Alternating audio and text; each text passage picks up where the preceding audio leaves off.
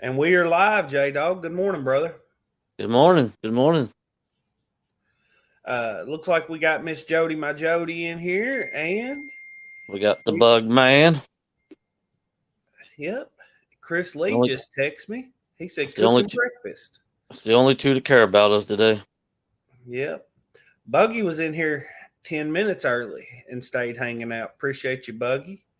Jody Let's be said, honest. "Dag nabbit, I wanted to be first." Let's be honest. Bug man's here for me, not It's you. true. It's true. So, well, let me look here.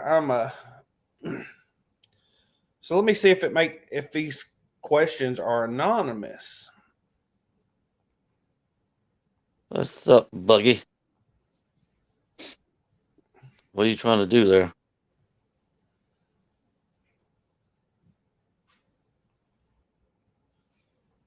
He says, "I do not play. I support my peoples."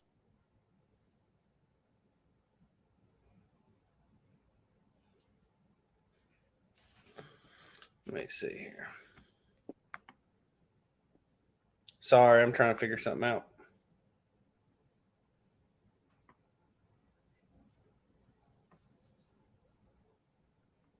What are you trying to figure out? So it doesn't pop up on. It doesn't pop up on there. It pops up just over here for me. He said, "Another day in paradise. What more can I ask for?" All He's right. catfishing Fresno. Well, if anybody wants to ask a question, I popped a Q&A thing here at the top. It doesn't pop up in chat. It just shows up to me. So if anybody wants to ask any questions, steer the conversation today into a certain direction, you are welcome to do so. It says we got 0 people in here on my end of StreamYard. I don't think. Shirley T says, "Good morning, everybody." Good morning, Shirley T. Bugman said he can see it on the top. Can you see the question I asked? It should just say at the top, ask a question, and then it lets you click that, and you can ask a question that'll be hidden from everybody. And I didn't know really what it did, so I just uh, clicked it and wanted to try it out. I see hooks and hammocks hit typed in test for me. So yeah, it's working. And we got another question here. When it says, when you drag, is it raining men? I wonder who asked that. Yeah, I can only imagine. Oh, my hair's sticking up. I need to put a hat on. You need to go Oh, get your hair did. it's only raining men if you're fishing on the Tennessee River. Would be my answer to that. What would be your answer, J Dog? If you're fishing down by Louisville, If you're fishing down by Louisville, yeah, well, I think you're wrong about who asked the question. there is Mr. Murillo. He Yeah, says, when J Dog wakes up, is there a band playing in his honor? No. People just get that much sadder that I made it another day. so He says, inquiring minds wants to know. I'm pretty depressed about not being able to go eat Chinese for lunch today. He said, or in front of Pickle Park. I sure made that famous, didn't I? And then Josh Dunnigan said, "Heck, I've been hanging out at Pickle Park." There's Fishing with JBT. He said, good morning, ladies and gentlemen. I'm the gentleman. Cody will obviously be the ladies. JBT, it was cool seeing you out fishing live yesterday in the Tacky Cats. Yep. Uh, When he finally decided to show up. yeah, he came in a little late, but I know it didn't go particularly his way as it didn't for a few of the contestants. Actually, nobody was on fire. It's that time of year and that condition, but it was cool to watch you out there fishing. So I enjoyed that. You know what? That was just a fun fishing tournament. It wasn't no competition. Nobody thought they was better than the other. It was perfect, I think. Just the right amount of smack talk, enough to make it fun, but everybody knew it was in good fun. All the smack talk that did go on. Yes, everybody was friends. There was no downgrading or nothing. It It was definitely one of the better ones I've been in. So we got Big Slim 91 in here. How's it There's going, Big Serena. Slim? I wish StreamYard tell me how many people's in here, but I guess it don't matter really. Uh-huh. So I had to keep clicking over to the YouTube app to see if we've got any other questions that come in. All right. When Cody loses a fish, how do you work that data? You seem to be a very logical thinker when it comes to fishing, so I was just wondering what your process is. Thanks. You That was know, bug. I've not lost. I've been fortunate enough to not lose a ton of fish, and it happens. I don't catch a ton of fish, so losing them doesn't come along that often. I wouldn't say that I haven't lost a ton of fish for any other reason other than that. But the one that sticks out in my mind the most is back in the spring. I had a fish on that felt bigger than anything I'd ever caught, and by a long shot. And it may have not been a new PB, may have not been anything that was as monstrous as what it actually felt like. Uh, sometimes a 20, 30-pound fish can just be really spunky. But he took off on me, and I mean, he hammered the rod so hard that the butt of the rod put a big bruise in my ribs. And then finally, he's running. He just boom, snapped line, 80-pound leader line. Now, actually, at that time we were using 50-pound leader line. And I got it in, and and it looked like it'd been cut. I took pocket knife, bake knife, and cut the leader line beside it, and you could see it looked like it'd been cut with a knife. It had that little tag on the end where the knife comes through and then kind of rips the backside. I'm guessing it got on a rock, but whenever you lose a fish, you just check out your gear. If it breaks off, you want to check the end of the line that you get back, see if there was anything that looks weird, if the line's really stretched, anything like that. And then check your drag. Where was your drag at when it broke? Had you cranked it down some, trying to turn the fish? So check that, and just that's all you really can do is make a note of what your gear looks like and how your gear was set up, and try to do better. But losing fish is part of it. That was a good question. What would you say, Jaydog? What happens when you lose a fish? I know you've had a few big ones get you. I've lost one that really upset me. That's when I fished with Skip Stewart for the first time, and he was teaching me the snail knot because I've never used it. I always did just a clinch or whatever it's called. Yeah, and I snailed it, and I've caught 270s, and this fish that took off with my pole, I mean, those 70s had absolutely nothing on this fish. I mean, it felt like you just took a center block and dropped it, and you was trying to stop it from hitting the bottom of the river.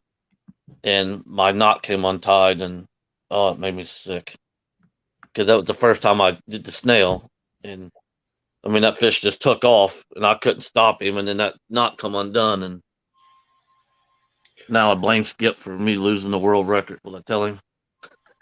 So I don't know that I would be trying new knots on the water, but in the case but you're also doing it in different circumstances. You've got somebody that you don't normally fish with, they're teaching it to you.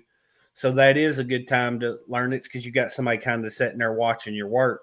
But I remember when we first went to snail knots, when I changed the type of snail knot I tie.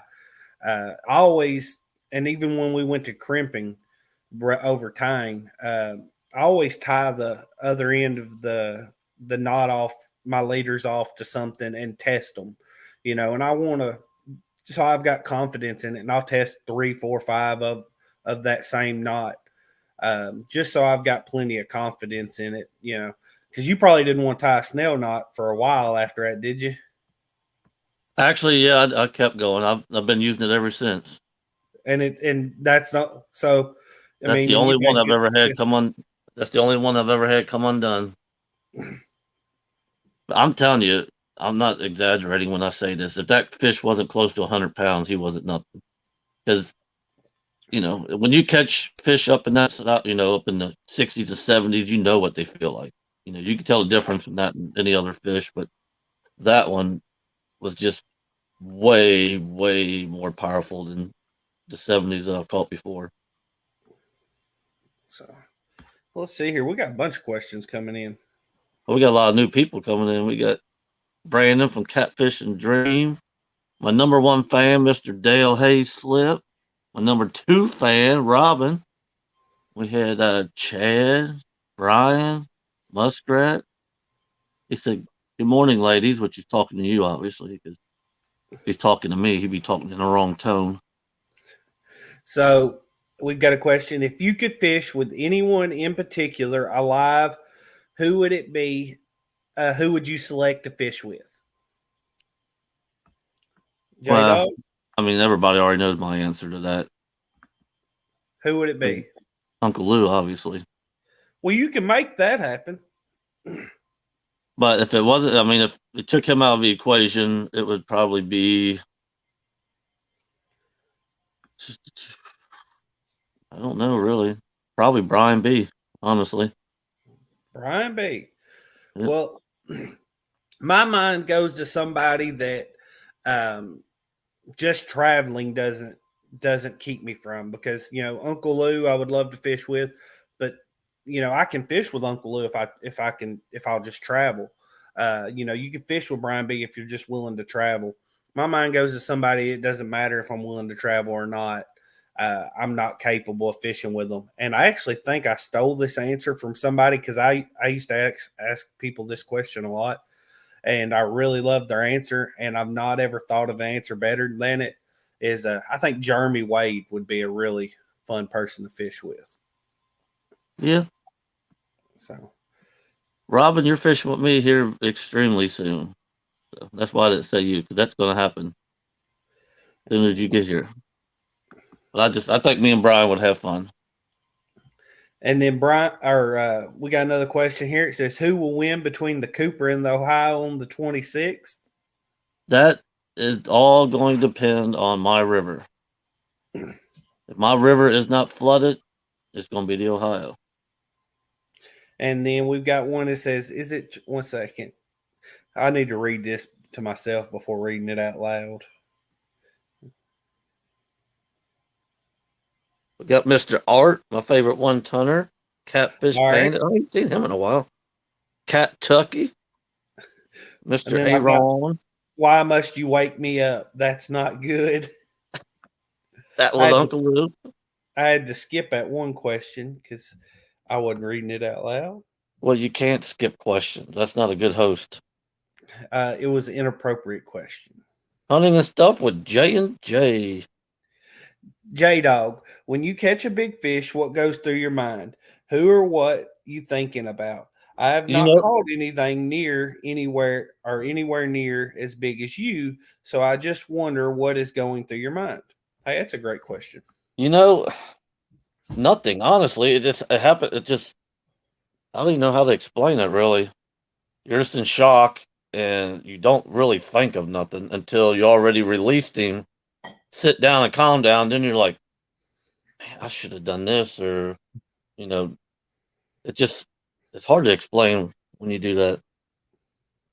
You just kind of go into shock mode, I guess you would say, especially on a river that you ain't supposed to do that to.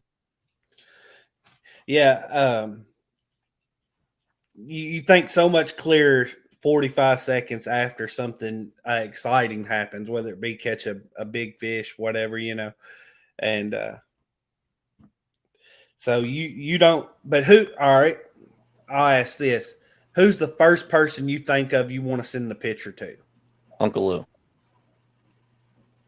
So we got, who is that?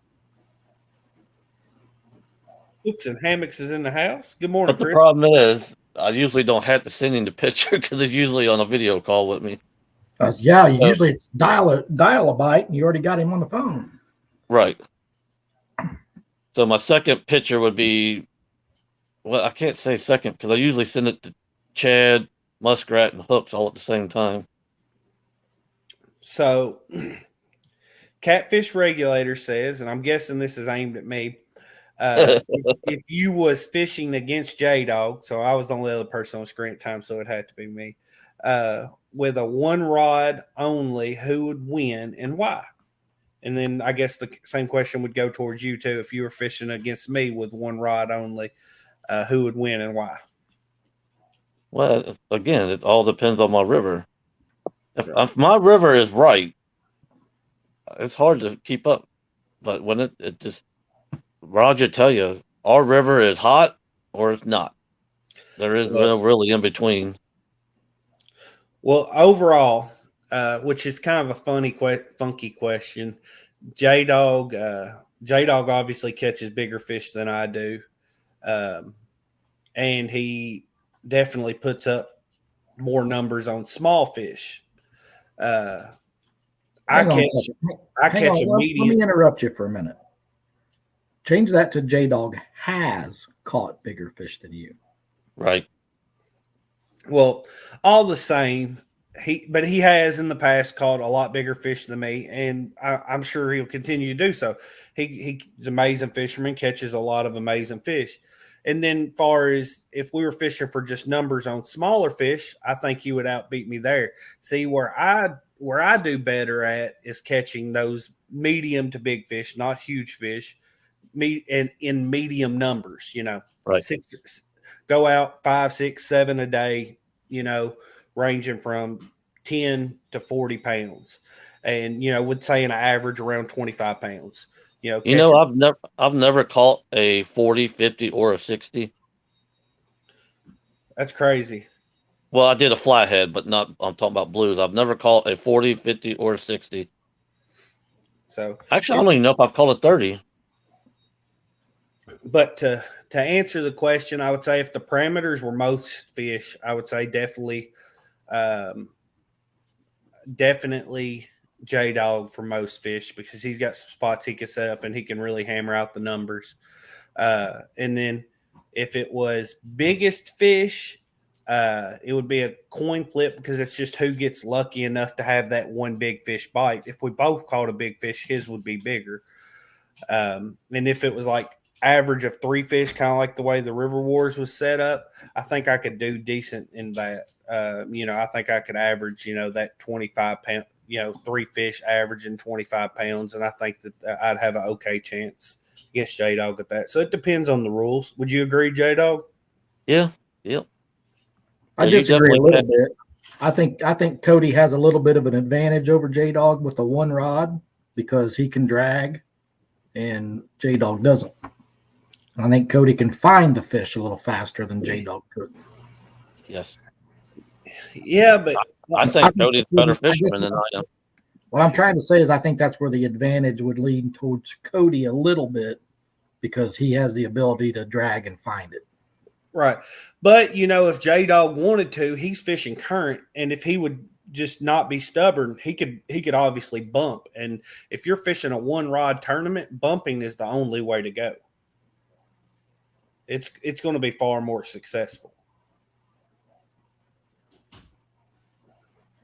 Do you not think so? Why do you only get 10 cups of coffee when you put 12 cups of water in the pot? It's funny, because I was just yelling at Telly this morning saying, we got to get a bigger coffee pot. Got Mr. Ernie Brown came in, Uncle Lou. Got Muskrat in here. Sorry if we missed anybody in chat coming in. I like this little Q&A tab, though. It's pretty cool. I'm also a firm believer that you don't have to follow the rules to catch fish. What do you mean? I agree with that. I mean, like Roger is strict. This is where I want. I'm the current, the this, the that. I don't always believe you have to go that route to catch fish. Because if people know me, they know 90% of the time my fish finder ain't on. I'm just picking a spot because I feel it there. Well, you got a lot of experience in those areas too. You know where you've had success before, and it's hard to. You're driving by a spot you've caught a lot of fish or big fish or both. You're not going to just pass that up because you didn't see fish on your fish finder. Right. Oh, Mr. Kelly Bullock is in But I here. think I didn't. So a little bit of, oh, go ahead, Chris. well, I was just going to say that, when you can go out and look at your sonar, find fish, catch fish, that's a completely different aspect and feeling than, say, like we're dragging baits or we're suspending baits. And I see those fish on the sonar and I'm like, hey, there's fish. And then boom, we catch one. That to me is the luck part of it. I just happened to go to the right place at the right time. We found some fish and we caught some. Right. Something like what Roger does, where he goes out and he doesn't fish until he finds it. And then he throws out and he catches that fish. There's more skill involved with that than dragging baits or suspending. Right. So I don't completely agree with that, but I do in a sense that it takes a ton of skill to be able to. Everybody's so quick to say, oh, live scope's cheating. Having this electronics is such a huge advantage, having this. And it can be an advantage, but it doesn't mean it is an advantage because all of that technology is extremely hard to use. Being able to master using side scan, down scan, all of these live scope, all of those tools is extremely hard. And to do well with. And then it also takes an extreme amount of patience. I don't like riding around and scanning for fish. It's boring to me. It's frustrating. When I get on the water, I rather just be fishing. So I don't do it a lot. I tend to lean more towards the side of before I go fishing. I've looked at Navionics and I've got a good idea of something that just stands out as it has the potential to hold fish and go drag baits in that area. To each their own, but I don't think it takes it.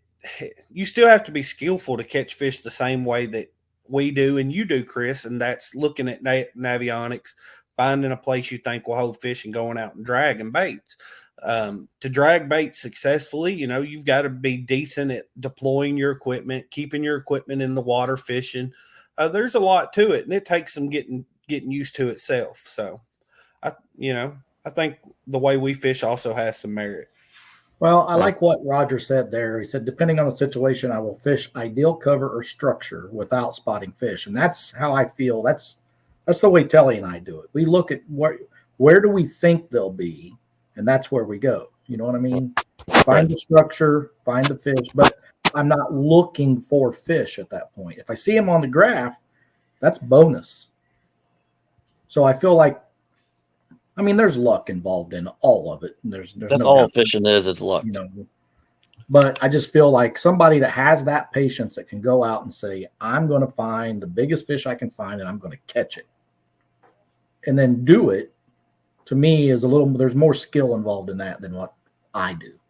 Now, see, I targeted my 72. I seen him on the screen. I set up above him and I caught him. And if you go back to the video, you can hear me tell my brother that I seen that fish, and that's why we fished where we was. Oh, you make videos? No.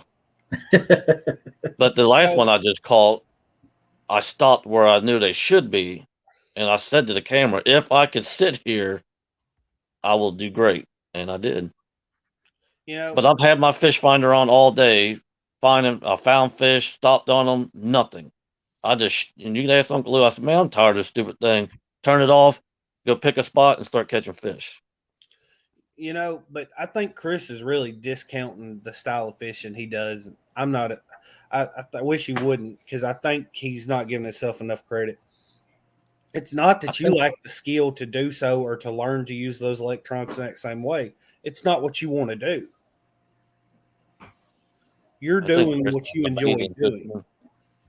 Well, and that part of it is true. I enjoy dragging and I enjoy drifting. So, and if you enjoy scanning more, wouldn't you? Do you not think you could learn it? I'm sure I could learn it, but I'm with you. To me, it's boring. I don't want to do it. And I'm not saying it's easy to learn either. I'm not discounting the skills it takes to do that, because I think it's a lot harder than what everybody gives credit for. All these electronics are extremely hard to use efficiently and accurately. So there's a huge learning curve to that too, but it can be done with time on the water. So we got some more questions come in here. Let's see here. We had John Boy come in, Tim Donna. Why does Jaydog think the dock is just lucky with all the fish that had been caught off of it? Geez, I wonder who said that. I don't know. The fishing is luck. It's you can it has, part of what fishing is a coincidence, and that's what you're calling, I guess that's the way, we would describe luck is, it coincidentally happens, so therefore it's lucky. But at the same time, there's a reason that a lot of people do better than other people, and that's because it's not all luck. You have to have a favorable situation and that fish be there. You may be doing everything right and still not catch everything, but it's not all luck. It takes skill, and it is a skill-based activity, and that's the reason certain people do so much better than other people, even within the same fish in the same areas. Obviously, just because somebody on a better body of water catches more fish than you doesn't mean they're better than you. But if you're fishing the exact same waters and this person's consistently catching fish that are a lot bigger and catching more fish than you, they're probably better. And it's not that they're just luckier. I don't believe that. Well, I'm not better than Roger. You shouldn't be saying that like that. Go ahead, Chris. Well, I'm just going to put my 2 cents in on the dock. I've been to the dock several times. I've fished from the dock, and I've fished out in front of the dock from our boat. The dock, you're on a lake, and 80 yards out from the dock is the channel ledge. And if you hit that channel ledge or anywhere close to it, into the channel, on the channel, and sometimes even above the channel, that channel, that's where the fish are traveling. You know what I mean? That it is a lake. It's Lake Gaston, but there's also times where there's current in that lake. So when they fire up when that current starts up and it gets everything moving, your chances of coming across big fish are good fishing there from that dock, because you're right there at the channel. You're in the travel path. And I think that's why that dock people do so well there.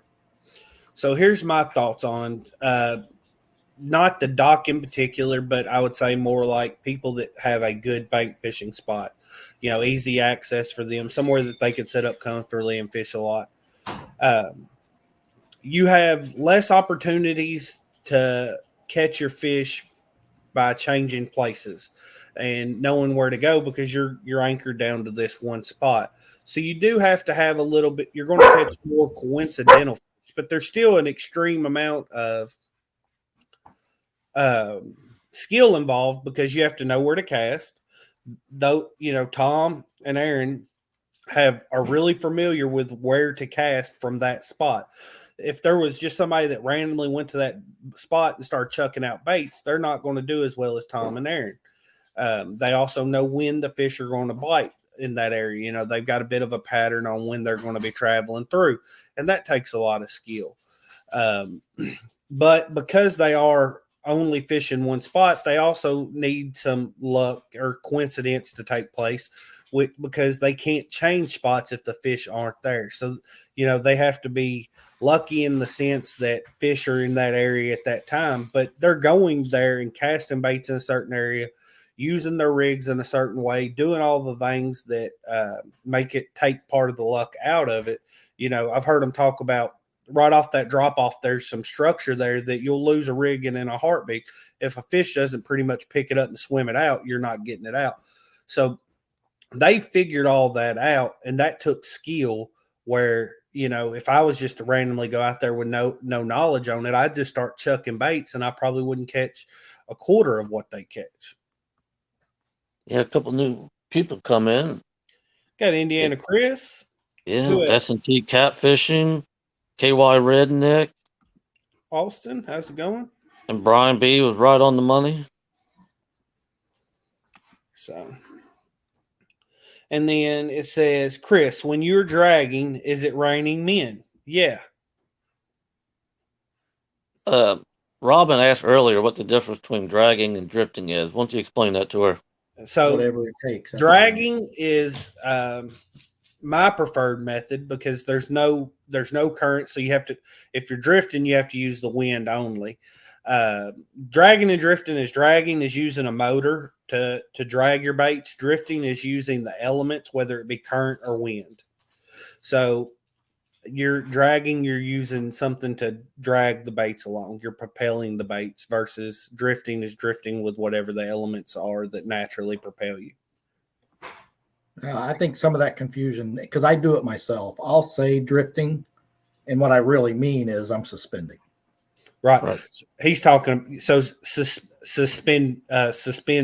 Well, I would, and I do that too because I would call that suspend drifting because you're not actually dragging the baits across the bottom. Well, I mean, it's more we're getting a little too technical, I think, because we'll suspend baits and we'll drift, which is wherever the wind current takes us.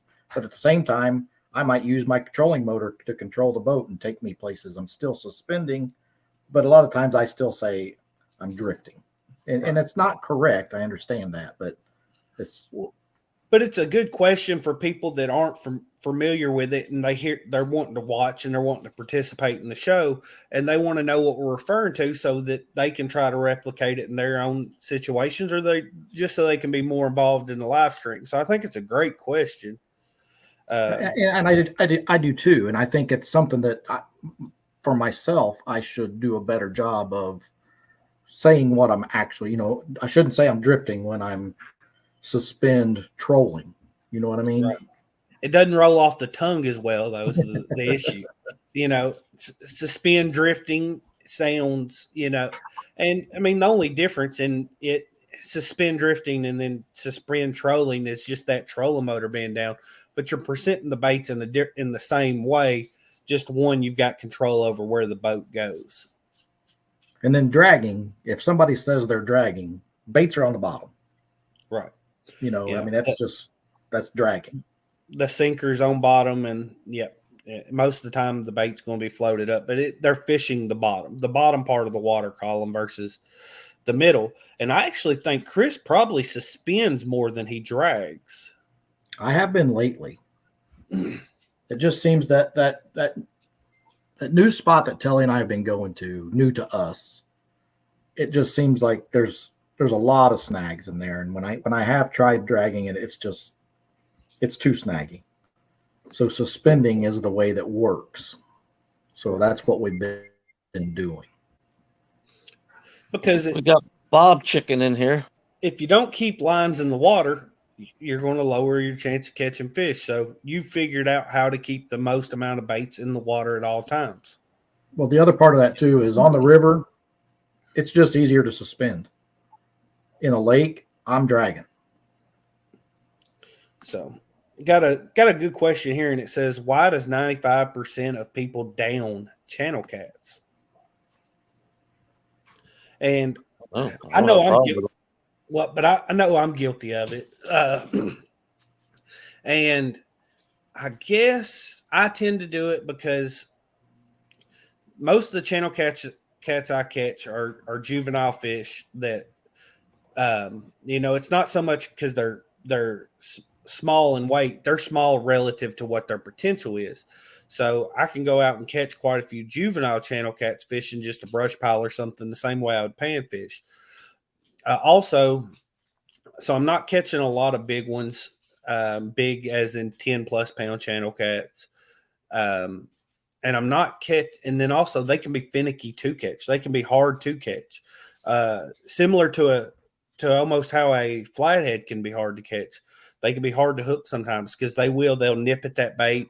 They'll just play with it. They're not like a blue that's just going to grab the bait and run, and the hook set ratio on them is a lot easier. So I think it just comes from it gets aggravating for me because I have a lower hookup ratio on them.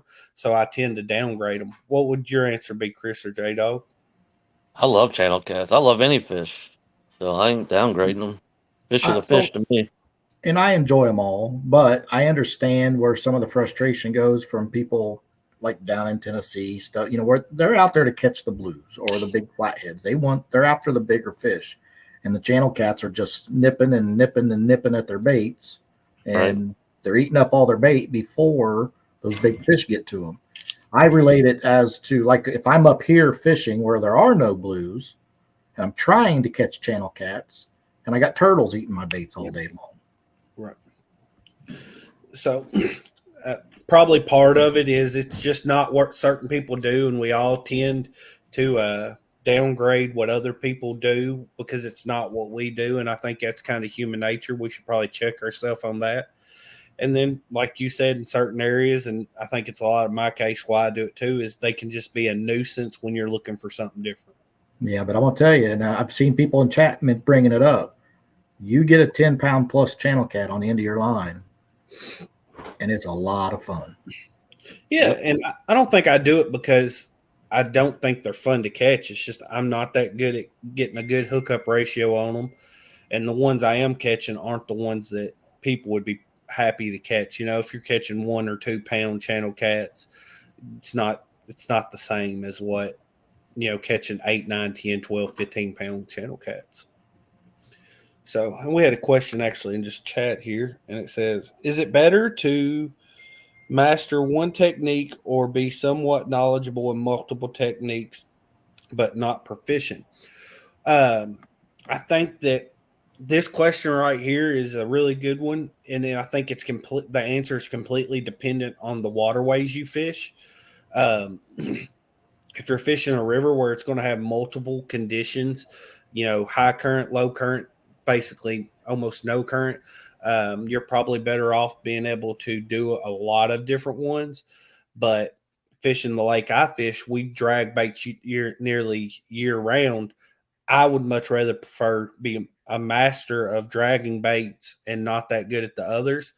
Um, but if I was fishing somewhere where I need that, I'd want to bump for part of the year, and then when it's low current, I want to be able to anchor, and then when it's no current, I also want to be able to suspend drift, or when it's medium current, suspend drift, things like that.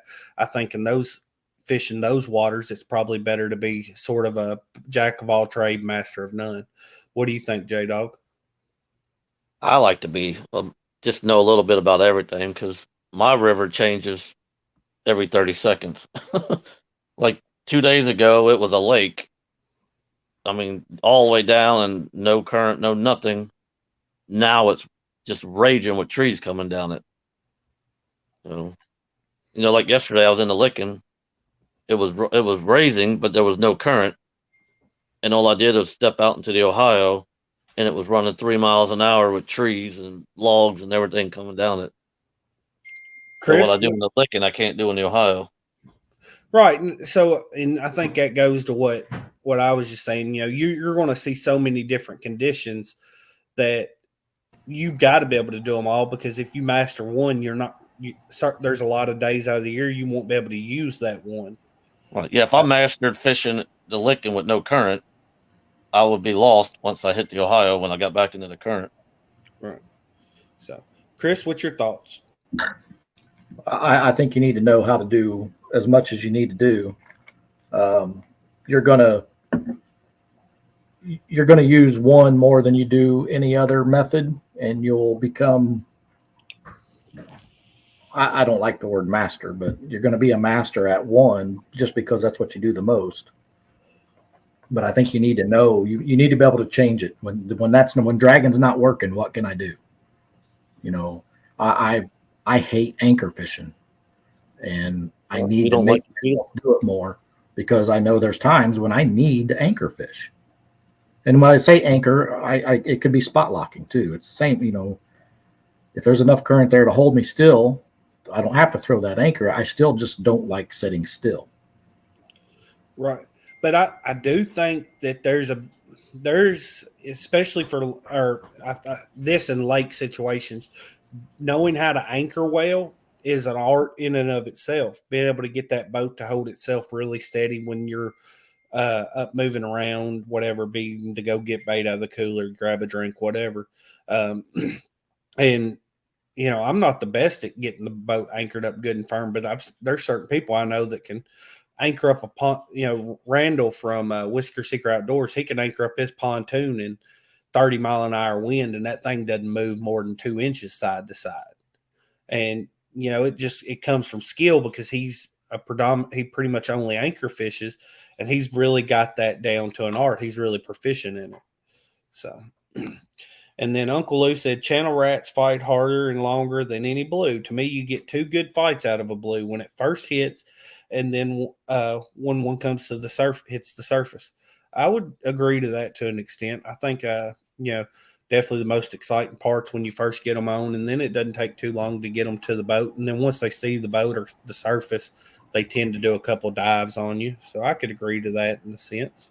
So that's one of the things that, Telly and I had never caught a blue cat until the first time we went to Virginia, fished with Tom and Aaron and the one-tonners. And the first thing we noticed was the pole the takedown happens, you grab it, you got a little bit of a fight, and then the next thing you know, you're dragging them across the top of the water. And I remember Telly and I having that conversation about, wow, that was kind of weird. These are the biggest fish we've ever caught, and they're not fighting. But that's not always true. Some of these blues that we've caught have been fantastic fights. It's almost like it depends on where you're at. We've caught fish in Virginia, in South Carolina, North Carolina, Tennessee, and and maybe it's just the fish in general and not the area. I don't know, but they've all been. Some of them fight, and some of them don't. Yeah, I think a lot of it is age of the fish. So your really, really big fish don't fight as hard. I think the big fish that are still on the younger side fight harder. Warmer water, they tend to fight harder. Or not cold water, and maybe not dog days of summer either. But fish that are in comfortable water, that doesn't make them lethargic. They fight harder. They definitely don't fight as hard in the winter. Also, current makes a huge difference. When that fish has the current working along with it, I think that makes a big difference. And Chad Field says, catch a 20-plus pound channel cat, and you'll change your mind about channel cats. The fight is incredible. And I've always heard people talk about, the smaller blues always fight better than the bigger blues, and that has not been my experience either. Both Telly's 70 and my 80, they both put up a fight. So Bobcat says, I like to be moving, but when the flow is high on our lakes, you have little choice. I understand that. And then Brandon had another question here. It says, what is everyone's thoughts on, as cat fishermen, have we backed ourselves into the bass fisherman ways with all the special tackle and rigging and all the added gear? I don't think so, because I don't think that's an issue in bass fishing. There's plenty of people that go out there and fish on a lower budget than others, and don't, not giving $16 for a jackhammer and, all this different stuff. And I like the option, if I've got the extra money, to buy specialty gear that maybe is just pretty and it's just catching the fisherman, or maybe it does do something a little better for me than something that's a little cheaper way of fishing is. You don't have to have those things. You don't have to have an Uncle Lou rod. You don't have to have a catch yes, the you do. rod, a Mac you catch. have to have an Uncle Lou's rod. Don't you ever say that again. Well, you know exactly what I mean. You don't have to have these rods that are specialty rods, and obviously are better than your cheaper rods, but you still can go out and catch them on the cheaper rods too, just because those options are available, whether it be a demon dragon, or over a peg float, or any of these specialized items. You don't have to have them. You can still catch fish with the cheaper stuff and be on of a budget friendly mindset. But having those options is really nice, for people that can afford it or are willing to spend the money, even if they can't afford it, like myself. So what I'm hearing here, Chris, is that you'll trade your Uncle Lou rod for my Berkeley big games I've got. That's not what I'm saying at all. But what I am saying, Chris, and that's absolutely not No. Huh? Oh, you meant Cody. No, Chris, I was talking to you. What I'm saying, what we was hearing was that Cody didn't need the Uncle Lou rods. Oh, okay. I see what you get. Yeah, I agree with you now. No, Yeah. I'm saying it. A specialty rod's not required. I've caught fish that I haven't caught my PB on one, but a fish that is near my PB. My PB is 45. I've caught 40-pound fish on a $16 Lou's Cat Daddy rod that come pre-rigged with like 15-pound test line on it. And I had never changed the line on it. And, it's a $15 rod and reel combo pre-lined, just rigged up with a traditional Carolina rig. I had less than $20 in everything, including the bait on that rod and reel, and it brought a 40-pound fish in just fine. Would I prefer to have my Uncle Lou rod with, say an Ambassador 6600 or 6500 or 7000, whatever the case may be, spooled with Andy or slime line, and a nice leader and a demon dragon on the end and a Gamakatsu circle hook that's a little more expensive than, say, what I could just get a cheap off-brand hook for? Of course, I'd rather that stuff. I'm going to have more faith in it. I think it's more trustworthy. And in the long run, you're going to lose less fish with that stuff, but it's not required. You don't have to have deep pockets to get out and fish. And fish can still be caught on the cheaper stuff. I agree. A hook is a mandatory to have a good hook and line, but I think the rest could be used. And I like what Bobcat said. It says catfishing methods. No, catfishing methods seem to keep evolving, and to me, that's exactly how I feel because, I grew up channel catfishing around here with my dad, and you absolutely had to have a steel leader when you were catfishing. That's the way my dad fished. And when I first started getting into this YouTube fishing stuff and finding out that nobody uses a steel leader when catfishing, they just use heavier weight leader line, and it made perfect sense to me once I started learning. And to me, that's just what every time I feel like what Bobcat said is spot on with it. It's just evolving and it's getting more popular and people are finding newer and maybe better ways to catch the catfish. In the bass fishing world, you don't use bait. You go out and you use artificial lures. And if you catch them with live bait, you're cheating. You know what I mean? Yeah.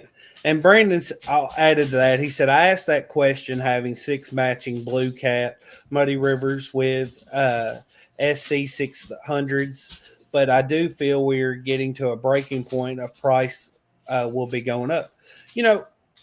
Right. But just because those options are out there doesn't mean it's mandatory to have it. I get that, it's getting to a point where we're all sinking a lot more money into catfishing equipment than what you really have to have. But if, for a lot of us, buying certain stuff is as much about just how it makes you feel, and having something that's pretty, matching rod and reels, buying a certain reel because the color matches your rod and things like that. It just feels good to fish with because you like the aesthetic of it. I want to know why Uncle Lou didn't include Uncle Lou rods in his statement. Where's his statement here? It's Chrissy Brown. Snake Go ahead and River. read it to us, Chris. He said, I'll agree to a certain degree. If I know I'm going for the chance to catch a large fish, I'd much rather be going with a Mad Catz, BCF, TWC, or any other specifically designed cat rods. Yeah. And of course, Uncle Lou's would top that list with any other brand. I think he's just a little too humble to include himself. I know. I just wanted to give him grief. No, but I think he shouldn't be so humble because there is a point where he should be a little more braggadocious because all of us that have used his rods know that there's not a better rod out there. There may be rods that are just as good, but there's not a rod that can do anything more than his rods do. Is that word in the dictionary? Yeah, I was wondering that myself. Braggadocious? Braggadocious is a word. If you can't spell it, don't say it. Well, heck, I wouldn't be able to say much more than my name then. Cold Creek catfishing come in. So, and we got Snake Water or Snake River Catfish Slayer, Look, we got him aka off the the real sturgeon fisherman. The real sturgeon man. That's right. The lip hooker. So, and then we've got a question here. It says, what is a good strategy to target catfish in the wintertime? To me, I know a lot of people say still fish shallow in the winter. I like fishing deeper in the winter. I slow down. I drag baits, so I slow down the speed I'm dragging it most of the time. In the spring, I might be dragging, 0.8 of a mile an hour. In the winter, I'll be going around half of that speed. Just because the fish aren't swimming as fast, I want to give them plenty of time to kind of catch up with it. Also, the scent doesn't travel as fast.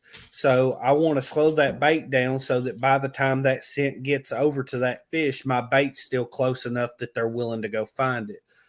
I'm fishing deep, muddy flats and then deeper ledges that I think they might be traveling those deeper ledges. And then the deep, muddy flats is places they can kind of bury themselves up in and keep themselves warm.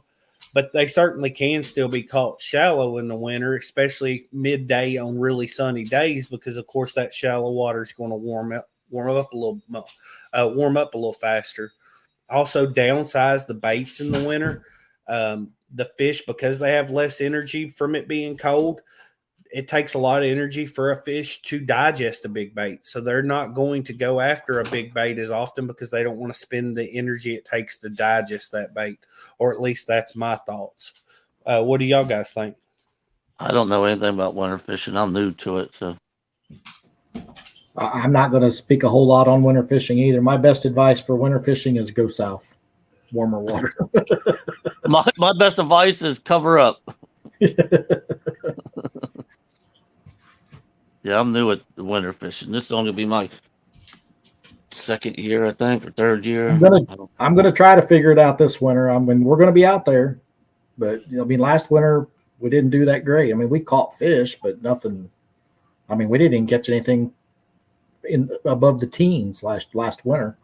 Believe it or not, I've caught more fish last winter than I did this summer. I did too. And you can take any of my advice with a grain of salt. Up until Daddy started this YouTube channel, my idea of catfishing was going out with a little bobber on light action rod and catching channel cats around brush. And I did it mainly in the spring. And then if I wanted to catch big fish, I noodled, during spawn. I didn't do a lot of catfishing prior to Daddy's starting this YouTube channel. So I don't have years and years of experience doing fishing for trophy catfish like a lot of other people that have channels actually do. So you can take anything I say with a grain of salt. I've probably only I know I've only catfished in the winter ever for the past 2 years. That first winter, we did okay during the winter. This past winter, we did amazing. Had some of the best days we've ever had fishing.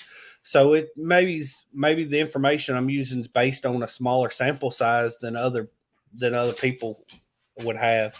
So you don't have to take what I say as the gospel, but from the success I have had in the past 2 winters, especially putting together what I learned in the first year and then growing on it last year, I think that it's good tips. Well, with me in the winter fishing, my river is up 40, 50 feet and raging. So I'm literally right at the bottom of the dam. So I can only fish where my water allows me to fish because I'll have trees and everything coming down. So I have to fish somewhere I can't get hit by that stuff.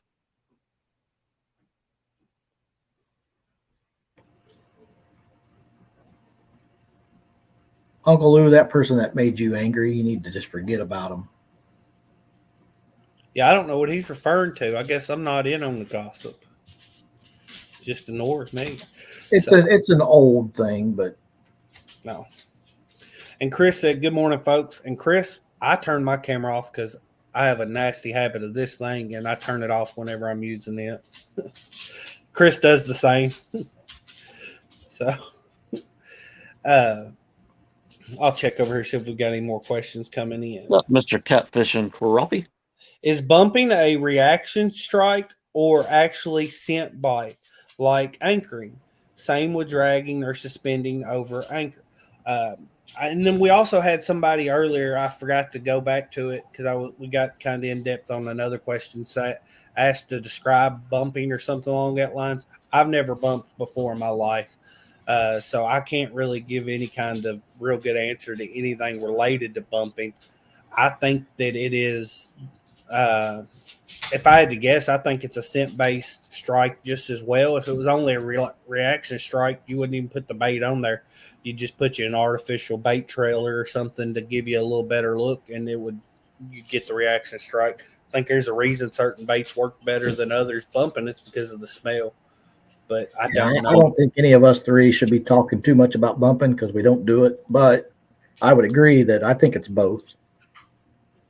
I would think it's more reaction. But if it was just reaction, though, to me in my mind, and this is just based off thinking through it, no real world experience, then why couldn't you just put a bass trailer that you'd put on a normal jig, and get the same amount of bites? Because there you go, you've got something that looks similar to a piece of bait, and it's all reaction.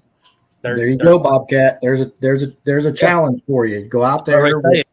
Who's saying you can't? And bump with a bass jig and see if you can catch a blue. I mean, who says you can't? Nobody's done it, so you can't say that you can or you can't. Right. Yeah. Hey, Bobcat and Greenwell, both need to try that out. Bobcat's in here. Bobcat, you've got a new video idea. Get to work on it. Yep. I mean, I'm sure scent has to have something to do with it, but I think a lot of it is just dropping right in front of him, and he just naturally grabs it. So I think that fish didn't get as big as he was by being a picky eater. Right.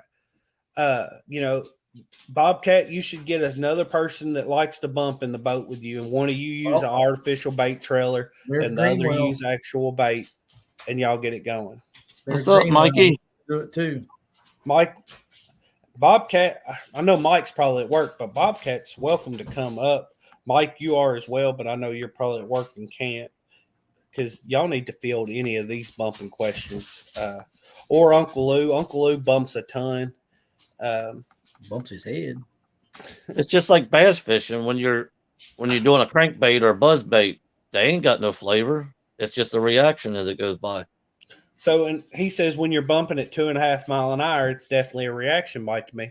That also makes sense to me, because how much time is there really for a scent trail to, it's just Bobcat there. said drop a link. I don't know. I don't know if I'm going to allow Bobcat on my show. Give me a minute to think about this. Should I post the link? Yes. Only if he begs. Tell him he's got to say, "I'm sorry, Jay Puppy." He timed me out the other day. I'm still a little sore on that one. It wouldn't have bothered me so much if he wouldn't have laughed and enjoyed it. Did you deserve it? I did, but that ain't the point. So, and then Catfish and Dream says it's both. It's no different than dragging baits. They're reacting to the scent, noise, and sight. It's no different than bass. So, yeah, it ain't. I mean, when you got a spinner bait, all they're doing is seeing the flash and grabbing it. They're not smelling it. Yeah, but you can't really use what a bass does to what a catfish does, because obviously they don't use the same tools. They're not equipped with the same tools to fish, to hunt for their food. I enjoyed it thoroughly, Jay Puppy. Yeah, see there, Jody. She said, "I'm sorry, Bobcat burnt your biscuits." And that's a great point, but you notice that most of those, he says, Brandon says, look at all the catfish caught on crankbaits. It's reaction, but when you catch them on soft baits that are scented, it's both. And you do see a decent number of catfish caught on crankbaits, but at least for our area, the ones you see caught on crankbaits are almost always flatheads. And we have many more blues than we have flatheads in our water, and it's still pretty much only flatheads that are getting caught on that crankbait. So that kind of brings up another question in and of itself. So do blues not reaction strike as much as flatheads, things like that? And I think it's because the flatheads are more territorial. But I think it's here's my bass fishing. take on here's my take on reaction bite versus they smelling the bait. Somebody said it the other day in a chat that a fish is like a catfish's entire body is like a giant tongue, and they sense blood in the water like a shark. They sense oil in the water from an oily bait like a skipjack or whatever. So I think it's partially reaction bite, but I believe that if you keep putting bloody baits in the water in their path, they're smelling that blood coming at them, and they're looking for something, an injured fish or whatever. And when they see it or they hear it or it gets near them, you know, they're already on alert when that bait gets to them. So, and I think like line rattles and stuff like that kind of also play into that reaction bite theory that something's caught their attention and then they smell it. Like I know during one of the tournaments, I think it was the first tournament we did on So You Think You Can Fish. I told Anthony we had lots of fresh bait, and I said every pass we're going to change the bait. I want to keep blood in the water the entire time we're bumping. You know, if we pull up and the bait ain't got blood coming out of it, we're going to change it out. So I think that the blood and the scent actually, you know, alerts these fish that something's coming. And then the you know, the sound of the rattle and the food is just, you know, going to kind of finish the deal. That's my opinion. If you like blood in the water, you need to take Telly out with you because she's always putting hooks in her finger or cutting herself or something. Hey, there's power in the blood. So do you think, so you're in your mind, the scent and then of course the vibration is pretty much outrunning your bait. So it kind of cues the fish up in the path of your bait to already be there. Yeah, that's what I believe. I believe, you know, like the entire fish is a giant tongue, and somehow he's tasting that blood and that scent in the water, and it kind of cues them in on that something's coming. I need to be ready for it. And then by the time that bait gets there, you know, they'll pounce on it. That's just my opinion. Okay. All right, that sounded good. That's the official answer. I liked it. It makes a lot of sense. Yeah. So, and then somebody asked earlier, I believe, how would you describe bumping? And of course, none of us three, I don't know if they've ever bumped, but I haven't. And I know none of us do it much. So you go ahead and field that one. I mean, bumping's kind of like, I tell people it's sort of like drop shot fishing in bass, sort of in a way, because, you know, you're kind of moving a bait off the bottom, but in bumping, you're slowing that boat down and you're getting that bait pulled out from behind the boat. And then you're walking that bait down and you're keeping it in the strike zone.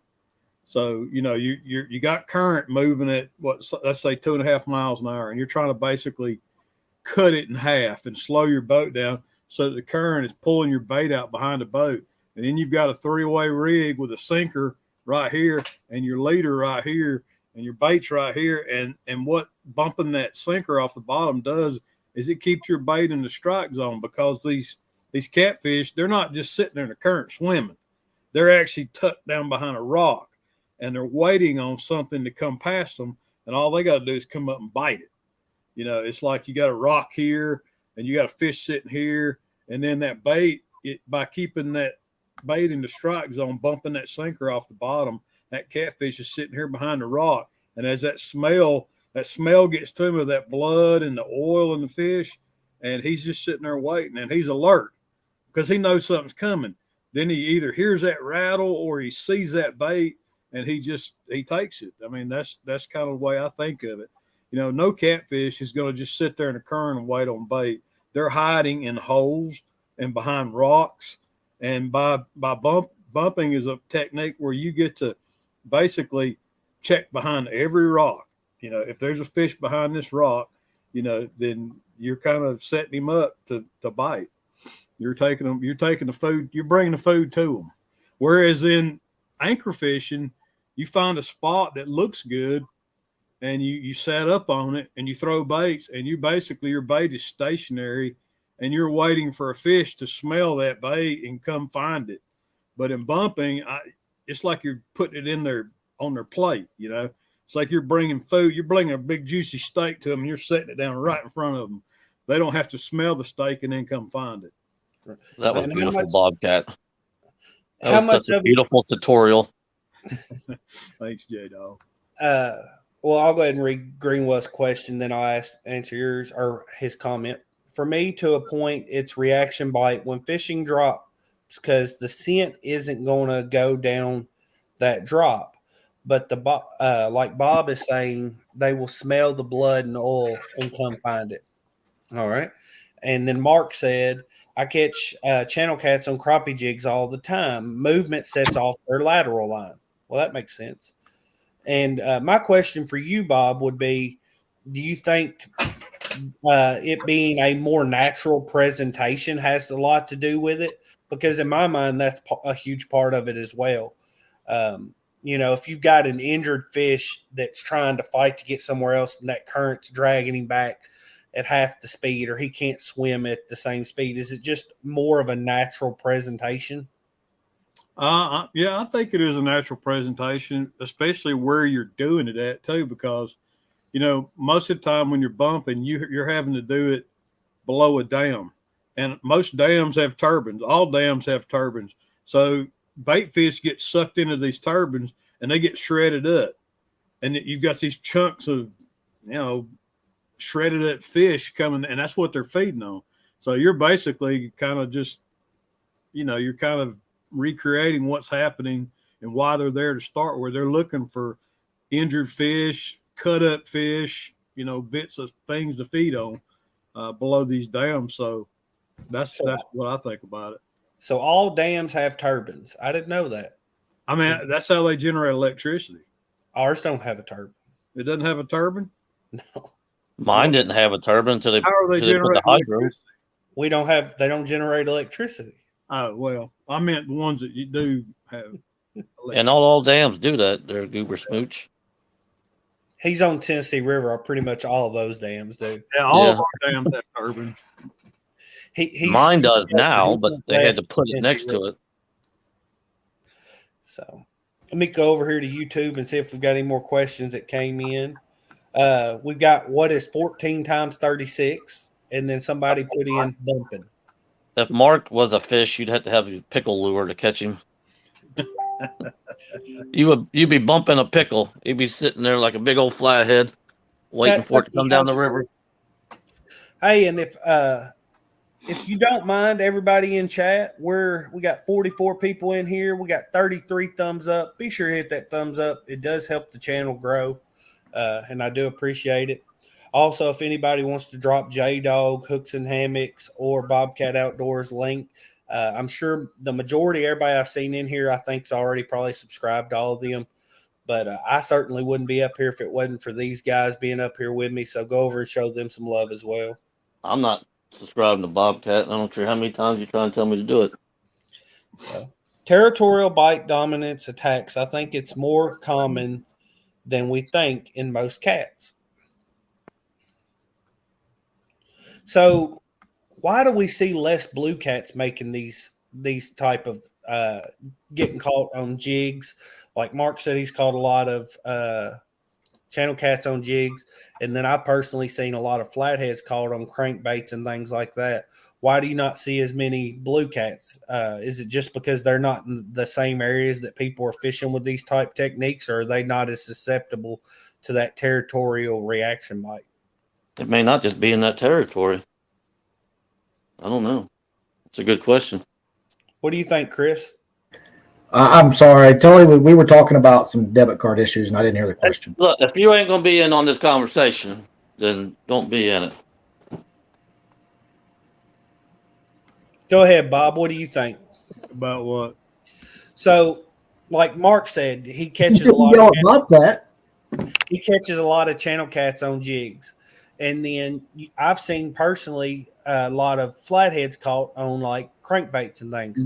I've caught flathead on crankbaits. But I don't know if any of us has seen a high number of blues caught on artificial baits. Are we seeing far less blues caught on our artificial baits because of they're not predominantly in those areas that people are fishing with these techniques, or is it because they're just less susceptible to a reaction bite? I think here's my opinion on that. I think flatheads and channels are more hunting fish. They go out hunting. I think blues are more of a scavenger, and they get big like they do in part because they'll just eat anything, and they're opportunistic feeders. And I believe you're less likely to catch blues on active moving baits because I mean they spend a lot of time eating dead things, other things. I mean, I seen a thing on Facebook the other day where somebody claimed a big cat, probably about 30 pounds, and found a squirrel in its belly. I think that they're more scavengers, really, and they get big because they go for the easy prey. I think you're more likely to catch flatheads and channels because they're in places where they're constantly hunting, and I believe channel cats are scavengers too. And I'll even say a flathead will scavenge, but I think blues are much better at scavenging, and that's why they get so dang big. Well, see, I think it's funny you say that because everything I know about channel cats is like what you're saying about a blue. I mean, they'll eat anything. I mean, that's why everybody uses the stink baits and anything they can find, hot dogs and stuff to catch channel cats on up here, because they roam across the bottom and they put anything in their mouth they can find. Yeah. Yep. That's why I say they didn't get that big from being picky. Yeah, that comment down there for Fish Sizzler, we're going to try bumping with rats. Brandon's got a big barn, and it's full of rats, because he's got hay and horse feed and stuff in there. And he likes to pick them off with BB guns, so we're going to try bumping with rats. So I would disagree with some of what you said, but it doesn't mean I'm right or you're wrong. I think that, of course, flatheads are more picky, but I think blues swim far more distance to feed than a flathead ever thought about, in my mind. I think a flathead's more picky, and then also I'd agree with Chris that channel cats are the least picky of all. But I mean, blues travel a lot. They're not just waiting on a free meal. They're out actively hunting, I feel like. And that's the reason the rattles and all that entice them, because they are chasing these schools of fish that are making popping noises and things like that. But they are opportunistic. If they can get a free meal, of course, they're going to take it. And a flathead isn't always that way. Sometimes they can be really picky. Yeah, Roger's got a good comment there too. And I believe that to be absolutely fact. They're cannibalistic too. I believe that they'll eat small blues and channels, whatever they can fit in their mouth, they'll eat it. Yeah, I've got a good friend that goes out, and his number one bait of choice is the leftover skin and bits of meat from whatever he's cleaned up the previous trip. Mm-hmm. He catches far more fish on that and he'll always take some frozen skipjack and stuff with him. But for him, he catches more fish on what he calls catfish scraps than he does on other baits. And here's a rumor that I think that needs to be dispelled too. I've heard this a lot over the years. People say, okay, once you catch a big blue out of an area, you might as well move on because you're not going to catch another big fish out of that area. That's total horse crap. Now, they may be territorial, but in one of our tournaments where we were bumping, I caught a 44-pounder and then turned around and 30 minutes later, I caught a 48 out of the same spot. I mean, almost identical spot. Within probably 45 minutes to an hour, I caught a 44 and a 48. I bet if you had a GPS coordinate, they were sitting side by side. So I do not believe that blues are like, if you catch one big one, you need to move on, because I believe that they'll hang out together. Yeah, I would say the exact same thing. If I've caught 2 or 3, say 5-pound blues, I don't feel good about my chances of catching a 40-pound blue in that spot, because I feel like that 40-pound blue has run off any of those 3, 4, 5-pound blues, because that 3, 4, 5-pound blue is a potential meal to a big blue. But that, a 30 or 40-pound blue is not a meal to another 30, 40, 50-pound blue. Mm-hmm. And I don't think they run each other off that common. I do think they'll school together to to a certain degree. Yeah, I'm the only guessing time that might be true is during the spawn when they're competing for territory to lay their eggs. That might be the only time where that's true. right, and then it's based off of reproductive nature and not based off of feeding habits. Yeah. So, and I think some of that stuff when you hear people say that, I think it comes from. I think what maybe they're really meaning by it is if you're in a school, you've caught 5 or 6 or 7 5-pounders, you're probably, like Cody was saying, you're not going to find that bigger fish there. But I believe that those bigger fish don't have a problem being 2, 3, 4 deep in the same hole. Right. There might not be 20 of them in there, but I don't see why there couldn't be 2, 3, 4, 5 of them in there. Right. Because the same thing the first one was attracted to about that spot, the second, the third, the fourth one's similarly attracted to that spot for those same reasons. We got a comment here from 3+1 Outdoors, so I'm guessing that's Daddy. And where'd Jaydog go? I don't know. Hopefully he'll be back here in a minute. And he says, I believe flatheads and channels stay on the wood structure more. The blue cats are moving with the bait more. Blue cats stay on the move. Yeah, and that's my same opinion on it as well. And then Greenwell said, Bob, we caught a 92, a 43, a 30, a 27, and a 23 flathead in the same hole. So, but I think you'll catch other big fish around each other. I think a lot of times if you're catching a lot of smaller fish and the bite just stops on a dime, I think waiting it out for 30 minutes or so is a good idea because a lot of times I think a big fish has come up there and run off those smaller fish. Mm-hmm. So you could go from catching a lot of small fish to catching that one fish you've really been wanting to catch. So, Hick, I got a question. It seems like we got a pretty good bunch of knowledgeable folks in the chat. Let's put a question out there. This time of the year, say water temperatures in the 60s. You see birds on the shallow flats. Let's say you're dragging baits. It's wintertime, of course. Air temperatures are in the 50s. Do you go fish the shallow flats or do you go back into the creeks if you're dragging baits? So, and you're saying creeks because that's where you're going to have your low current, deeper holes or something? Not back in the creeks, but back in the bays and the, offshoots off of Main Lake. So I don't have a lot of experience fishing those conditions because for here during the winter, all the back chutes, all the creeks are dry because they draw our lake down 27 feet. Right. But if I would replace back chutes with deeper holes, which would be the kind of the similar situation as you're talking about, but to fit the water I'm fishing. Mark, wintertime, I'm drilling a lot of holes. I would say I'm probably going to fish in the waters in the 60s still.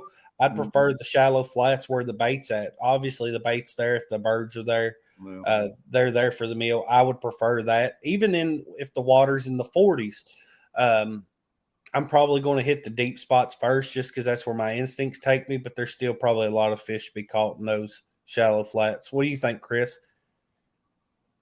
It's a good question, Bobcat.